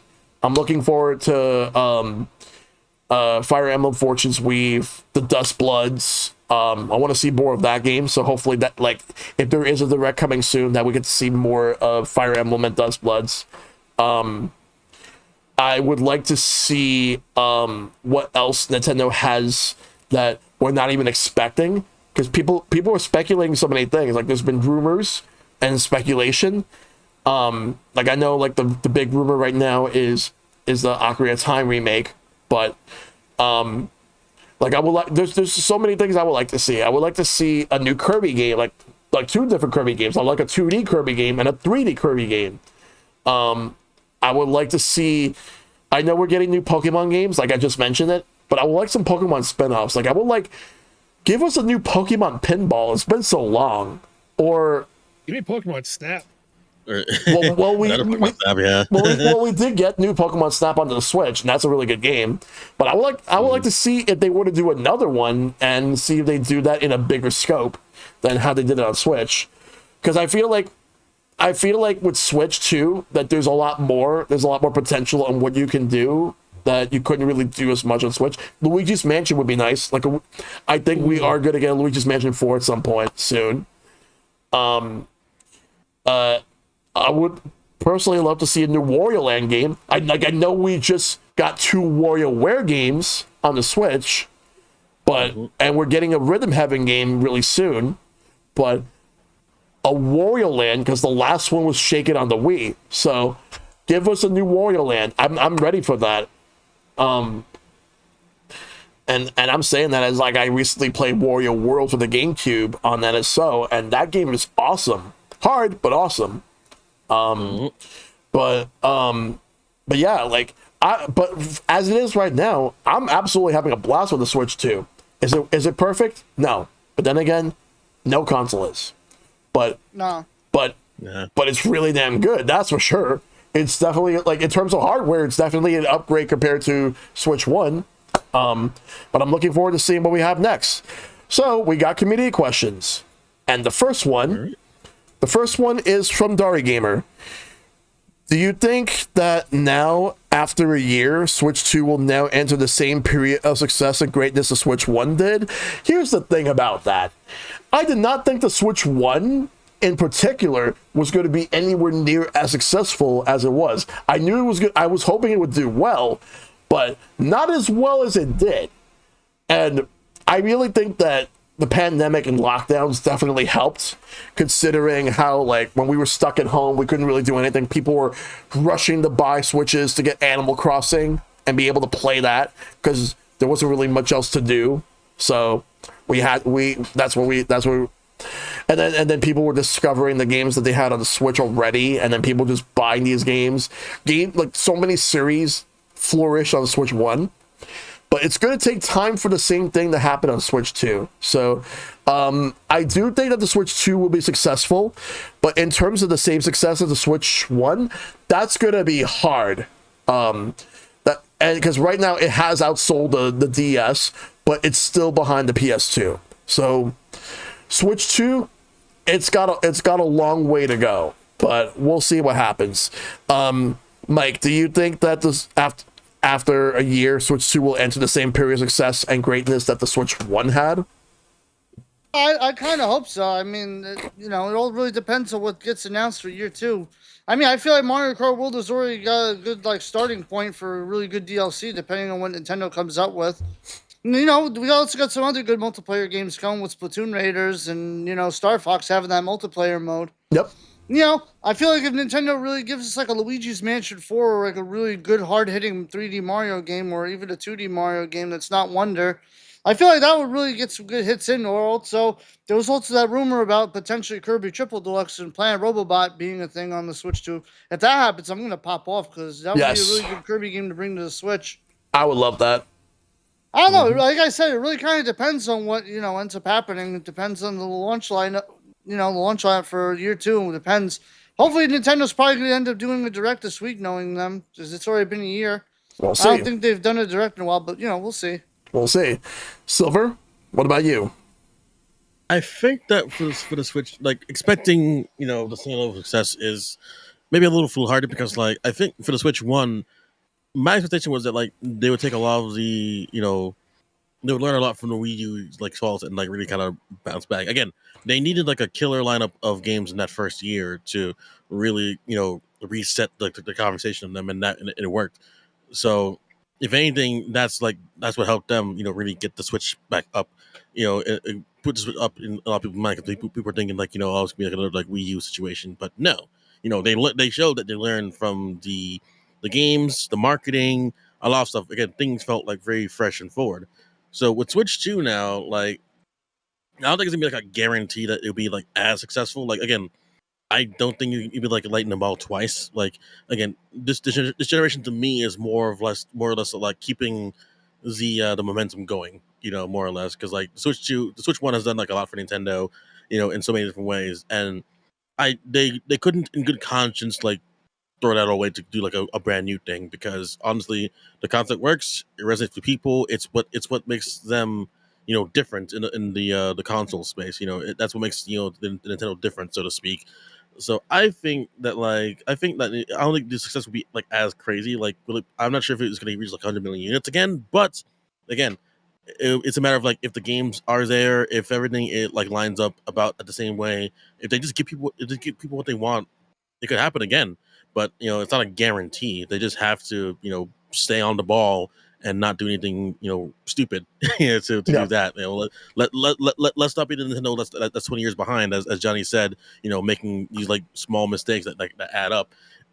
Like, they know exactly what gets them in the doghouse. We were there to see the 13 million selling Wii U. I was there firsthand, seeing all the mistakes, all the terrible ads. People saying, "Oh, it's a Wii." Like, no, it's the Wii U. What's the difference? Yeah. that type of thing. Because I remember. Like, I was gonna say, like, like Pete, like you remember like all those like just really weird like commercials that they're like, hey, this is a Wii U, it's a console Oh my and a God. gamepad, and like That was whenever I a see bad commercial. like I recently finished watching Dr. Waz's like Wii U like trilogy series, right? And like I remembering like all that stuff was like just like getting like flashbanged repeatedly of like, wow, I forget, like I knew things were bad, but I didn't remember them being this bad, like God, like I remember like watching, like, for example, I was in summer school, like for at college, like I was doing a lot of catch up. I remember like sneaking to watch the digital event that year, and it was like, this is the digital event 2015, the bad one, and I'm like, wow, this is awful. Like, because we had a Animal Crossing Amiibo Festival and all those games, and I'm like, yeah, this is weird, because I'm thinking like there's like a hype in it, and then like as it went on, it just went like nosedive, and I'm like, again, that's how bad it can get. That's how bad things were. Where we're getting spin-offs where like they're clearly pulling everything off to be on the next system. I don't think we're there. I think now, we've come from like Nintendo being a laughing stock to like they're being taken seriously. Again, like I bring back, again, Capcom throwing their lot in with the Switch 2, with like I Requiem, Pragmata, Code Veronica, all that. Those games I think are definitive. Of like, hey, we're taking this seriously. Square Enix with Octopath Traveler, Final Fantasy remake trilogy. Like, there's a lot of that like really like in the works. Now, like, I guess back then it felt like just like, you know, you'd be like, oh, like it'd be like, oh, this thing's on everything. Is it on Nintendo? We talk about Nintendo. Like, now it's like it doesn't feel like a oh, like that's weird. Like, no, it feels that now they belong in the conversation, right? That's Mhm. good. That's good. Like, Yeah. again, they just got to build from there, and I think that's where things go from here. If they can just stay the course and just don't do anything stupid, I know some people think like the Virtual Boy was stupid. Like, I think, again, they had the license to do like some weird Nintendo stuff. I give them like enough room to do like be weird Nintendo again, but I don't think, for all the pundits that say like, oh, this is like Wii U level, you weren't there. You're probably like a lot younger, and you don't know what you're talking about. Yep. Like, straight up. It was a lot worse than you think. Like, Yeah. and from what I've seen so far of like what the worst of Switch 2 was, like, game key cards or whatever. Ooh, no, not even. It was a lot worse. It's definitely a lot dude. worse. Like, Yeah. we were not getting games for months. Like, so the Switch 2 have been getting games weekly. They've been getting like things announced weekly. They've been getting games, and just everything's been like, again. If I showed it to myself like years and years back, I thought you'd be like lying. But like that's the reality. Like, they've learned from that. Granted, Nintendo can still be stupid, but they've learned from that. And again, all you gotta do is just stay the course. Maybe they'll sell 100 millions again. I'm not sure. It's not a guarantee, but the Switch concept is still fresh enough that it's still worth putting a lot of money into. They just have to just keep working at it. Yeah. What about you, John? I will say though that I agree with chat. I don't think it's gonna outsell Switch 1. However, though, I definitely think it'll outsell most other consoles. One thing that I think Nintendo is, and this could be a pipe dream, this could be high hopes as well too. I noticed, if anybody did watch the Xbox Direct today, the 25th anniversary Xbox that they just announced, Yeah. they came in with the the fun color. They're coming out with, Nintendo was at its peak during the 90s with the fun colors. Yes. And a lot of Right. nostalgia is coming back. Like, the fact that I even modded my Switch 1 to have like a translucent case on it. Like, you know what I mean? Like, so announcing the fact that they released the Virtual Boys, they're doing those things of touching with nostalgia. They have the Nintendo Switch Online for GameCube. Yep. They're releasing all the old controllers and stuff like that too. And now it's towards the later end of the lifespan of Switch 1 when they started doing this. If Nintendo does what Nintendo usually does do when they take, again, big risks, I am really hoping that they're smart enough to take the big risk of be like, hey, people want nostalgia right now. The new generation is young enough to not know what it was like. The older generation is old enough to remember what it was like, and they yearn for it. So Yep. it's a matter of, it can be that sweet spot where it's like, hey, we're gonna release Fun Color Switch 2. We're gonna release this kind of version of Switch 2, and then we're gonna release all the retro games as well too. start re-releasing the trilogies like the way they did the Mario trilogy. They're gonna, if they start releasing box sets of like, hey, we have collector's editions of Mario, we have collector's editions of Zelda, we have this, we have that. At that point in time, I do think that Switch 2, if they market it only to Switch 2, that would take off 100%. Because if they started giving you skins of the Switch 2, Super Nintendo skins that are exclusive, Game Boy skins, they make you attachments to do it. They have the opportunity to just market to the retro, the nostalgia community, which is where a lot of the younger kids want, and a lot of the older people, older generation, they're looking for it again too. Yeah. So if they did that over the next 2 years, they will legit they would blow up so fast, only if they marketed to Switch 2. And I hate to say it, at that point is when I would say, don't give it to Switch 1. Make it Switch 2 exclusive, because then you're going to force people to have to go out there and buy the Switch 2 to get the exclusive items, the exclusive games, the exclusive content you can't get on Switch 1. Because you can't get N64, not GameCube, without the Switch 2. Yeah. And it's like, that alone, but again, like Mike said earlier, they're drip dropping the GameCube stuff. They're giving you jack shit. Oh, we have this great thing. We're giving you GameCube. You gave me 4 games. And what are you giving me? And then you're giving me one other one at a time. No. Either go all in and make it where it's worthwhile for me to buy it or not. So I definitely think if they do that, we would 100% see a shift in what gets sold. Yeah. And I know Silver mentioned it. Get the fuck away from the... I'm sorry for the language. No, it's fine. Okay. Get the hell away from the key cards. Please, for the love of God. Like, I am not against it that much, but the digital key cards, though, it's just like, give me the full game on a thing. And I understand where they were trying to go for it, but give me the full game, please. Yeah. I personally don't really care about game key cards. I get it. I understand why people don't like it. I'm more against coding boxes. Those are worse, because at least with game key cards, if you don't want it anymore, it's not tied to your accounts. True. Yeah. And as Nobleboy said, that is a third-party decision. However, the Pokemon Company did it too with Pokemon Pocopia. So yeah. But I have a lot of game codes in boxes that I bought from Switch too over the years, and I hate it. Yeah. Yeah. But yeah, that was just it. Like, I don't really care about game key cards that much, but I do understand why people do. But next up, Dragon asks, 1 year after the Switch 2 launch, I'm feeling like it's starting to really hit its stride. What are some things you want to continue to see from Nintendo in regards to Switch 2? Just the fact that I just want them to keep giving us some amazing games. That's really it. Like, continue to give us your best game output that you could possibly give us. That's all I can really ask for. Mike? Yeah, no, I'm basically in the same boat. We kind of like touched on this question earlier a little bit with all the stuff we were kind of hoping for the Switch 2 in the next couple of years. So, yeah, basically my answer from that, just keep putting out good games, good content.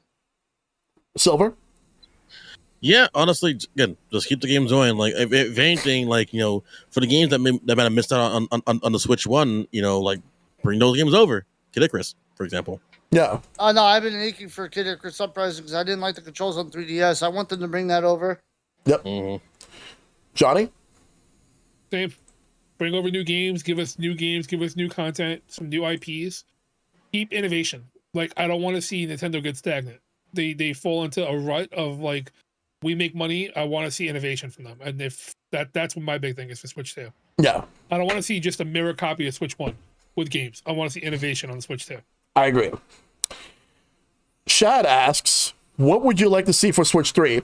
It's too early to talk about Switch 3. I feel like that's a joke. I feel like that was a joke question, but yeah, it's too early for that. It is. I basically said, like, do you want to Switch 3? But like, then again, it's early. But really, really full early. Immersion, full body immersion. I want to be in the Switch. That's it. Yeah. We'll come back to that question in a couple of years. Yeah. Maybe another decade. Yeah, we love you. Yeah, probably. Shad, we love you, but too early to answer that. Ice Pick asks, Do you wish they'd gone with a different name, like the Super Switch, the Switch Cube, or Switch Nintendo 64?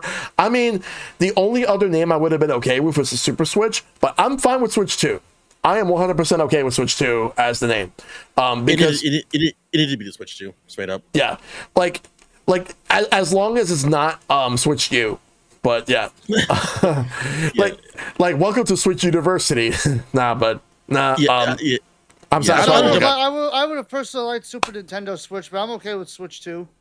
I think they got on record by saying that they kind of almost were leaning towards that, but then they were like, nah, let's just keep it like simple. Like, and again, I know the joke is like, it's new Super Nintendo Switch U XL, featuring Knuckles, like I think like for once they needed to kind of keep it just very straight up. It's like this is the Switch 2, not the new not the new Switch, not not the Switch U, not the Super Switch, which again it would have been cool, but like again I think they realized they wanted it to just be a straight up 2. Well, yeah, they did not need to repeat what happened with Wii and Wii U. That was a disaster. Yeah, basically, and then also with 3DS and a new 3DS. Yeah, that I too. feel like they missed the mark. They should have just done Switch U and called it a day. See what happens.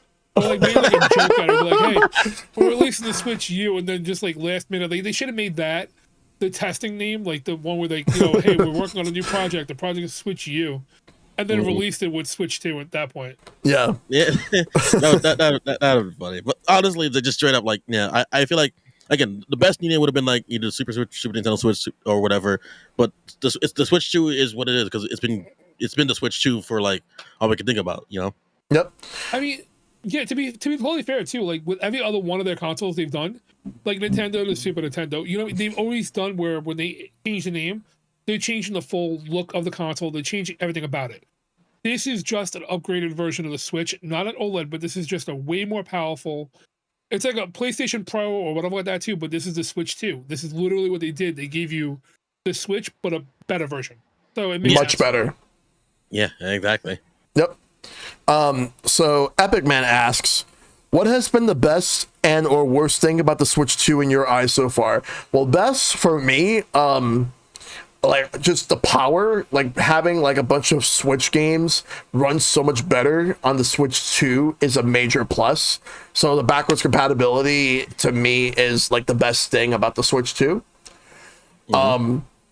The worst thing about the Switch 2 for me is how like the accessories have been going up in price, and then now the Switch 2 itself is going up in price. But it's not the Switch 2, it's not really Nintendo's fault, but rather the fault of like the shit that's going on in the real world. Like everything, like between tariffs, the rise of AI and computer parts, and manufacturing, all that stuff, it's going up in price. So that's pretty much where the fault lies. And then people say, "Oh no, it's corporate greed only. Do not use politics and all that." I don't want to hear any of that. This because if you can't, because here's the thing: if you can't recognize the stuff that's going on in the world that's affecting the stuff that we like, you're not seeing the problem. So that's the worst thing about the Switch 2. But it's not Nintendo's fault, but rather the fault of everything else. Mike, what about you? Yeah, no, I kind of agree. Like, I think one of the best things about the Switch 2 is the fact that we've gotten some really good sequels to games and some really good titles in year one. But yeah, seeing all the accessories and all the other stuff going up in price, like the $50 Kirby Air Riders to me about friggin' hurt my wallet when I had to buy those. But yeah, again, you guys gotta be paying attention to the real world and all the crap that's going on, because that's genuinely the real problem, and we really need to make a change in our country. But that's its own thing altogether. That's a whole different can of worms. Yes. But the price increases is pretty much the worst thing about the Switch 2. Yep. Silver? I'll veer off a little bit by saying, like, Ghost of Games are really good, but I have it in my head right now, and as I keep looking at the Switch 2, like, honestly, the design of the Switch 2 compared to the Switch 1 has always struck me as like, the Switch 1, looked good, but like it was very. There were parts about it that were very odd. Everyone remembers like the really shitty like kickstand. The Joy-Cons were on rails, but like a lot of things about this feel a lot more elegant. The magnetic Joy-Cons feel like a lot stronger. I can hold it like this and like it doesn't drop. The kickstand on this is like way better. Like I can Just like there we go. superior to what the Switch 1 had. Yeah, basically. Also, a chance for me to show off my D brand skin, basically. Yep. And D brand skin, and also like my Genki like external like parts on it too. But generally, like the design is really sleek. Like I feel like you don't really call it Nintendo like things like sexy, but like if I remember like back in the old days of like the PSP whatever, where it was very sleek and it kind of has that vibe where like it looks like a very futuristic device where like like I'm surprised that this is even like a Nintendo device to begin with. Nintendo's their visual language was like very very blocky, very it differs compared to like I guess like the Wii remote, the Wii U, whereas this feels like a complete package. And then when you factor in the fact that it docks, and all that stuff, like a lot of things that you put into that they put into this, in terms of design language is good. The magnets that they use to make the work. Like I played like Welcome Tour like a lot, and like a lot of people like kind of bag on Welcome Tour, but like it did teach you a lot about like what into the design philosophy of the Switch too. And honestly, it made me like appreciate like a lot more than I thought. Even things as like innocuous as like, oh, like we did the kickstand like this because it was a better way to get like a better viewing angle, or like for the sticks of both the Switch and the Joy-Con, like the smooth gliding sticks that we call it. It might not be like Hall effect like we wanted it to, but they found a way to maybe like decrease the amount of like friction that you would have with the sticks to to wear it down. I don't think I've ever had any of these things like drift. In the past year, whereas with the Switch 1, my Joy-Cons were toast like I think like 3 months in. I I got thrown out there. Like how many Joy-Con pairs have you guys gone through for the Switch 1? At least 3 or 4. 4 or 5. Yeah, 4 or 5. I even went to a whole brand new Switch because I got blue screened. Oh shit! Oh, yeah. Before 200 and something hours of Animal Crossing and blue screen before they did cloud saving. Oh, you lost, no! That sucks. Yeah. Lost Pokemon, lost my full living decks of Pokemon, lost all my save data on everything. Yeah. It was a whole. It was. Yep. See, my wife just came in during Animal Crossing. Yep. Oof. Blue screened it, and we sent it out, and they sent me a new one, but we couldn't wait, so I went out and bought the Switch Lite for her at that point. So that's why I have like every version of it now too. But yeah. No, I gotcha. Yep. Yeah. So, but basically, the design feels a lot more like a very much improved over this Switch, the Switch 1. I think I made one mistake where like I put the Joy-Cons on wrong for the Switch 1. And that was like, damn, like I'm so like there was a problem in the first like 2 weeks. People were putting it on wrong, but like eventually like you'd get it down. And even though I do miss the old click of the rails, like I think the magnetics like honestly work a lot better. The worst thing, again, it's personal. It's just that the world around the Switch 2, the price hikes, for the accessories for the Switch itself. Like I think, like it came out at a right time, but like as things kind of like have been like getting worse with like RAM prices and such, like it's just been trying to thrive in that space. It's still been going strong with the game releases and stuff. Like I don't think there's been anything really like egregiously bad. Some people might say, oh, might be game key cards, but again, I think that's a third party thing exclusively because I feel like one, with prices of cartridges, because like I believe it's like 64 gigabyte cartridges only for like the physical stuff. No, then, they like, actually did make smaller ones. And did they make smaller ones? because like the publisher of the R-Type collection confirmed it, but they had to delete the tweet because I think that's internal. That was internal. They weren't supposed to say it, but we know. Because I remember on Switch 1 where like there were like I think there were 8 gig cards or 16 gig cards, and like what they would do is that like they would give you like for example like for the Mega Man collections you had the first collection on the cartridge and then you get a code for the second half of it. Capcom was like notorious for doing that stuff, and then like I think like CD Projekt Red did Witcher 3 on a full cart, and everyone was like, why can't you just do that instead?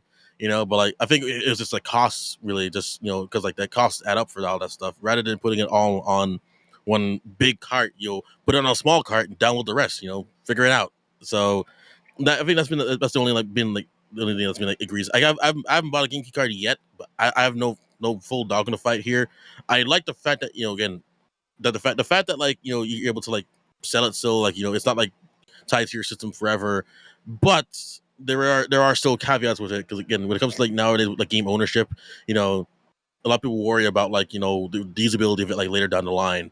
So it's one of the things where like it's like I'm not gonna call it like a necessary evil, but like it's just a matter of like how it's being like embraced because like it feels like physical media is being like more and more under attack like over time, and like I'm kind of glad that the Switch 2 didn't go like full digital, or anything like that, because that would have been like really really awkward. I know Xbox has done it for some of their consoles already.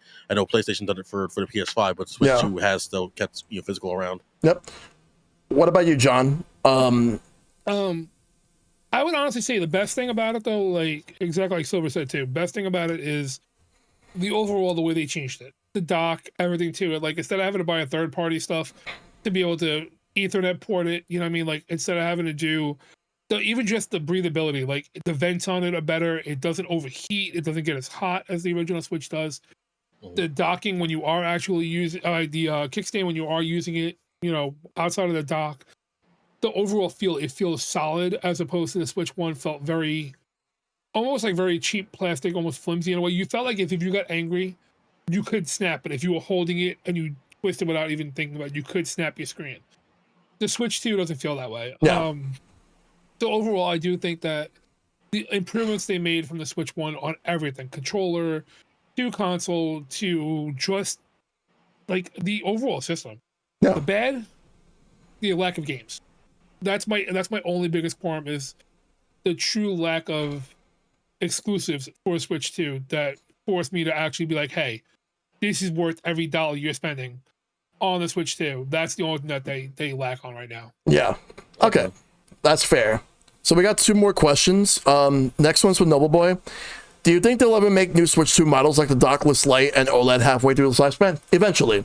That's my answer. Probably. Eventually. I think OLED's definitely going to come at one point. Yeah. All right. And the last question is from Sammy G. Drop the price kept popping up on social media once we found out about the price of the new console and its games. How did it affect y'all's perception on the Nintendo Switch 2, if it even did? It didn't. It did not. It did. I feel like we knew that things were just going to be like weird about that. No, we all kind of braced for impact. The only thing I will say that I don't agree with is Mario Kart World being $80. Like, it's a great game, but it's definitely not an $80 game in my opinion.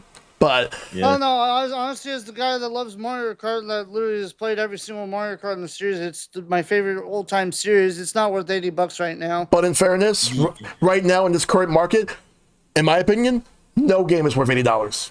No. Fair. Exactly. Meanwhile, Take-Two was like, I object to that. GTA 6 coming out. Again, that's a whole other kind of unto itself. But like, again, the price of games and stuff going up. A lot of people are fearing that GTA 6 is gonna be like $100 or whatever. Like, the $80 games, I think, was a test from Nintendo just to see. That's like what they could get away with, but like just like interpreting like the game's value, because they're like, oh, we're going on a sliding scale of like $80, $70, $60, and I'm like, I see the idea behind where they want to get like their prestige games like up this high, because I know like towards the end of the Switch life cycle, Tears of Kingdom was like $70 when it came out. So that was always like, I don't know, like weird to me. I know like when our clip was on the Business Insider, like So Expensive episode, our reaction to the $80 was just like $8, because in my head I'm like, I'm like 70, like you're like 80, and Mike and I were like 80. Yeah, like it was pretty bad. Because I was looking at like the posts, like the Rex stuff back then, just seeing like. Because I want to know how much was the Switch 2. They didn't say it on the broadcast, so I wanted to know. Because I feel like $450 was a good price for the console, but $80 for Mario Kart was not the price that it needed to be. Like $70 would have been a bit steep. Like $60 would have been ideal at least. Like $70 for games at the norm. I'm not happy about that, but it's how it is right now, because Sony started that trend. Everybody else is following. Nintendo's following it. But $80 for Mario Kart, I disagree with that. So I am, again, out of the norm on this one, though. As far as the price point goes, I don't feel $80 is the right price point. Agreed with that. However, a big thing is that I go look back at a lot of the games from back in the 90s, and even like anything in the 90s. Game prices back then, if you compare them to game prices now, the games now are cheaper than what they would have been compared to back then.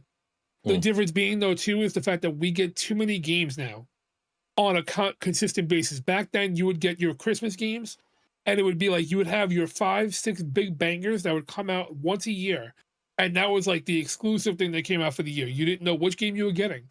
Now we're getting too many games back to back to back to back on a regular basis on every single console, every single platform. People are making AAA's indie games that are coming out that were, you could buy a $20 indie game that would literally beat out some AAA games. Mm-hmm. And that's where a lot of people are comparing the price point, though, too. It's like, yes, $80 is expensive.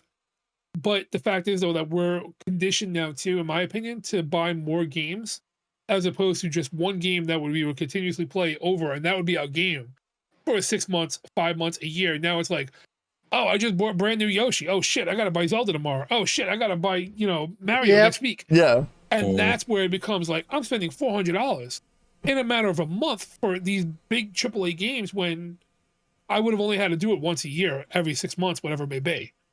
So Right. that's where I feel on that situation. But Yeah. I think that's pretty straightforward. Like considering like the unfettered amount of choice that we have now in games, because like again, like I'm drowning in games like constantly. Like it's just a matter of like, what do I play? You have a lot. I know you already have like a lot. Like these are all my Switch 2 games so far. I've been mostly like on the digital front, but it's that's two but and a like, half rows deep. Yeah. So Yeah. like, Yeah, I have a whole drawer of like Switch 1 games like down here.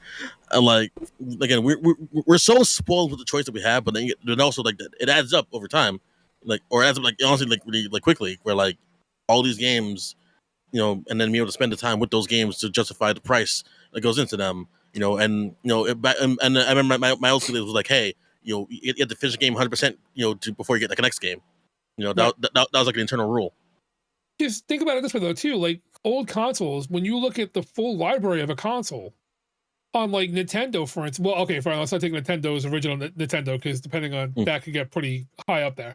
But like Super Nintendo, Sega Genesis, like a lot of these consoles didn't have through their whole lifespan. You're talking about 200-300 games. Now we're getting like 200-300 games in a matter of 6 to 8 months when you're adding all these consoles together and they blend together. Yeah, it's no longer just one set console we're working with. It's everybody's got all the consoles working together. Yeah. Not only that, though, our culture also just has this like buying games so quickly. It's like, all right, we finished this game. The next one's coming out in 2 days. Everyone's moved on to this. Might as well move on to it with everybody else. FOMO culture is real. FOMO culture. Yeah. Plus, there's also been some very good games that got lost in the shuffle. But go ahead. Yeah, I was gonna say like there's always like that one flavor of the month game, for a time, like back I remember back in the pandemic it was like Among Us and Fall Guys. And then later on I'm thinking Peak, Lethal Company, Super Battle Golf, Repo, Silk Song. Silk Song definitely was the big one people were waiting for. But look how long Silk Song stuck around in the public view until afterwards. Now what's next? Mina the Howler right now. Mina the Howler is great right now, but what happens in the next 3 months is going to be like everyone like avoiding GTA currently because September and October are like so stocked full of games this year. Like it is insane. Like literally from September I think 15 onwards, it's just like October 3rd. There's at least like 20 games dropping in that time because they're all trying to avoid GTA. Like Ace Combat, Control, Blood of the Dawn Walker. Like I'm like, what the hell? Like you expect people to like buy all of that in that space? Like it's gonna be so competitive. It's gonna be crazy. Like 2 weeks of people obsessing over it, then all of a sudden you're not gonna hear about it again for another 2 years from now. Like my friends and I call games friend slot. Like when Peak comes out, then you have like all these games that come out, they're like turn and burn games. You buy it and your friends buy it. So then you spend $20 to buy it. All of a sudden, by the time you get a game night together, to get everybody together, you get one game night. Then all of a sudden it's like, oh, hey, by the way, there's a new friend swap game coming out. Let's all spend $20 and buy the next one. It's like, dude, I just literally got one level done of Repo, and you want me to go buy your Peak now? Like, well, that's literally our big problem when it comes to this like collabing for multiplayer game nights. Yeah, too many multiplayer game nights, but I like to think we stick to some of them for like a decent amount of time before we move on. I think we did. I think we milked Repo like enough because like we modded it like a lot. So like Repo definitely stuck around a lot longer than I thought it would. Repo did stick around for a long time. I will say that. I mean, the cosmetics update is pretty good, and I know they're working on a new level for their next update. Yeah, I did miss I do have the game because I bought it like when it came out, but I missed the boat on Peak because like I was just so busy playing other games. Yeah. Well, Peak was literally shutting off all the electricity in my house with my computer set up. Yeah, that happened. That happened to your I PC remember for some that. reason. It randomly shut off your. Yeah, shut no. off your So power. apparently with AMD parts, Pete doesn't like that. It literally shut off the entire power to my entire room, and my dad had to freaking restart the breaker. Yeah, that Damn. was. Crap. Yeah, no, Yeah, that that's was, why I've that was never pretty touched Peak, intense. by the way. Damn. You don't want to screw up your apartment like out of nowhere. Like Nope, definitely not. I do remember that, yeah. Like Yeah. I see so many different trends come and go. Like I remember like there one of the big trends back in in 2017. Like I know 2017 was like one of the best years in terms of the quality of games. We got Breath of the Wild, we got Horizon Zero Dawn, Persona 5, Nier Automata. There were so many games, Mario Odyssey, Xenoblade 2. There were so many games that year, but then there was a game that came out that year that was early access that got nominated for Game of the Year. Granted, it lost to Breath of the Wild. That game being PlayerUnknown's Battlegrounds. PUBG. Yeah, and I kept thinking to myself that if that won Game of the Year, like, what if we would have had even more like battle royale games? Although we did get them anyway, because there was another game that eclipsed it, Fortnite. And Fortnite. Yeah. and Fortnite. Like, But I will say there's Fortnite got so much better once they decided to do the zero build mode. But yeah, like basically, like it was again a big genre kind of like building up at that point.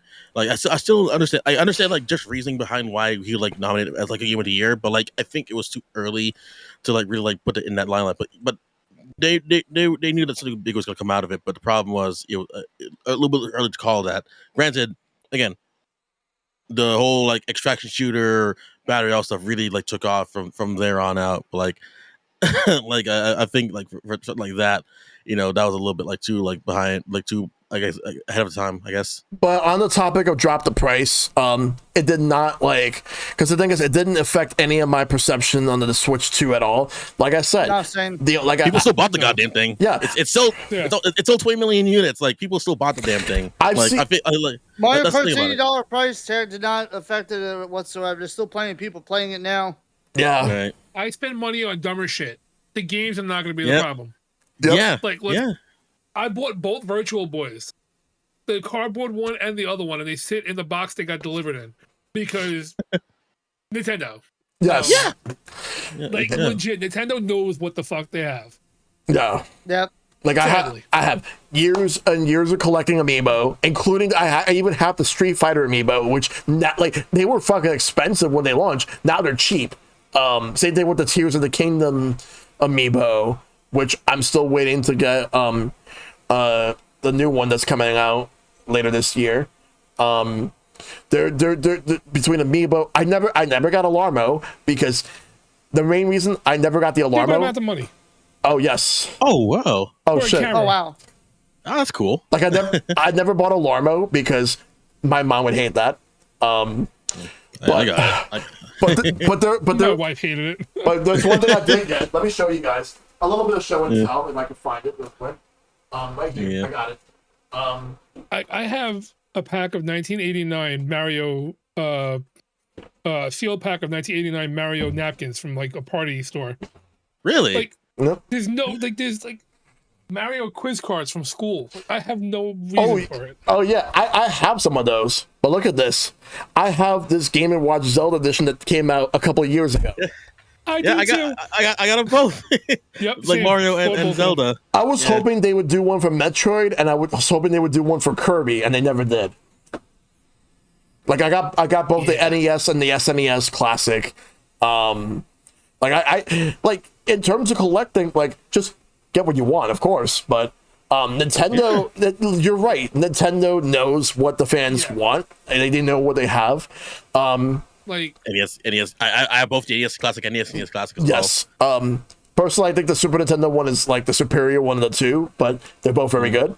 But I've seen a lot of grifting on YouTube, and all I'm gonna say is I have two words: fuck them.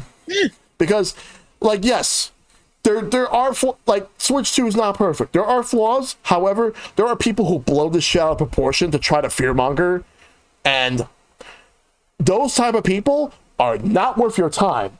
Like, you're better off trying to find people who have well-informed opinions than the people who are just trying to grift you for clicks. So basically, yeah. I felt like the whole zeitgeist around it was just really so odd. Where like there was a message behind it which made sense, but then it got so distorted to the point where like it became like a meme unto itself. And then after like any meme, it passes on to the next thing. And what do people do afterwards? They go right to like to the thing they originally think. Like in the case of the Switch 2, like I'm pretty sure there are people who were like, yeah, drop the price, and then like turn around and bought the Switch 2 immediately. yeah. Like, Yep. I'm reminded of that one time when people were boycotting the PC version of Modern Warfare 2 back in 2009, all because of the lack of servers. Yeah, and dedicated servers. Yeah, and then all the people in that Steam group all had Modern Warfare 2. like boycotting, boycotting is a tool that can be wielded very well. But then again, some people. I think people again, it becomes like a weird like bandwagoning thing where like people don't understand how to actually boycott a thing. Yep, because like at the end of the day, like make your own decision on what you want to do. If you feel the Switch 2 is worth it right now, get it. If you feel like you want to have it to future-proof the upcoming games that are going to come out, get it. If you don't think it's worth it, you don't have to get it. You don't have to buy it right now. Choose your balances. I bought the Switch 2 because my Switch 1 was in disarray. Like I've had my Switch 1 since 2017. It was definitely a lot of things were starting to go wrong with it. Like the little fins on the top of the fan were broken off. I had cracks in the back plate of it.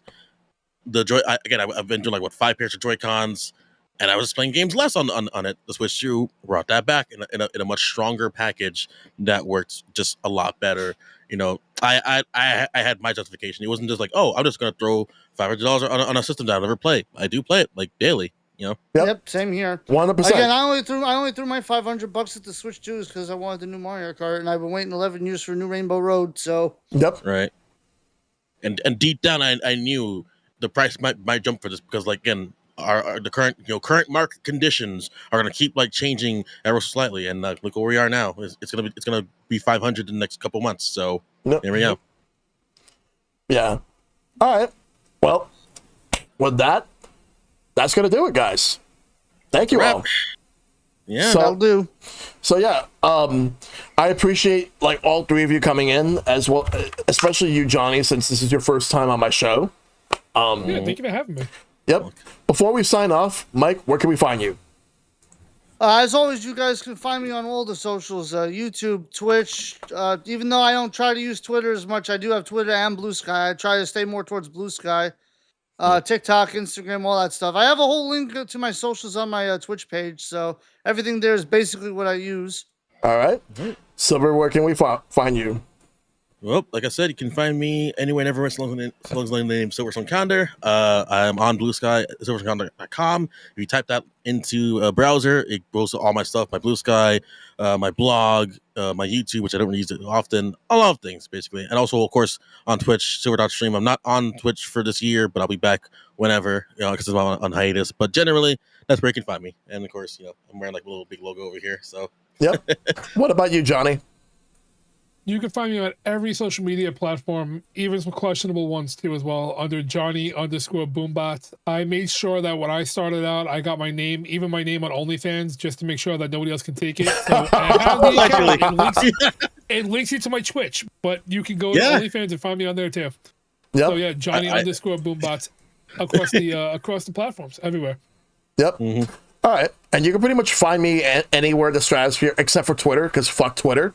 But I'm primarily on Blue Sky, Discord, and I stream on Twitch, and I put my uploads on both my main YouTube for the podcast and reactions and the VOD channel for everything else. So next week we are going to be talking about E3, and Silver, you're going to be on that one again too. Yep, I'll be back next week, so you can't get rid of me just yet. So in terms of who's joining you, Silver, I have my buddy Steve, who was also on E3. He's a previous guest as well. I have Rick from the D-Pad, Nice. and Kurt Dog, because like the one thing that you all 4 have in common is that you all went to E3, which will be awkward for me to be doing that episode because I've never been to E3 before. Never been to E3. And never will. No, me and Pete never got the chance to experience the big E3. And never will because it's never coming back. Nope. Yeah. We have Summer Game Yep. Fest though. Oh Yeah, boy. close Thanks, enough. Jeff. Jeff Fest. Yep, Jeff Fest. But yeah, that's next week. Which I call it the life and death of E3. So that's next week, same time. All right. So once again, Mike, Silver, Johnny, thank you all for being a part of this episode. It's been great to have all three of you on. I'm good talking with you guys. This is good. Thanks for Absolutely. having Yeah. us. It was. Indeed, great nostalgia trip. Even though it's only been a year. The Wii, the Switch 2 is not retro, but the Wii U is almost retro. Yeah, we'll get there. Anyway, so as always, make sure to take care of yourselves. Be awesome, stay awesome. Tell your loved ones you love them. Check them out as always. Fight for lasting peace, and I'll see you guys next time. And remember, be kind, rewind, and y'all have a good night. Take care. Take it easy.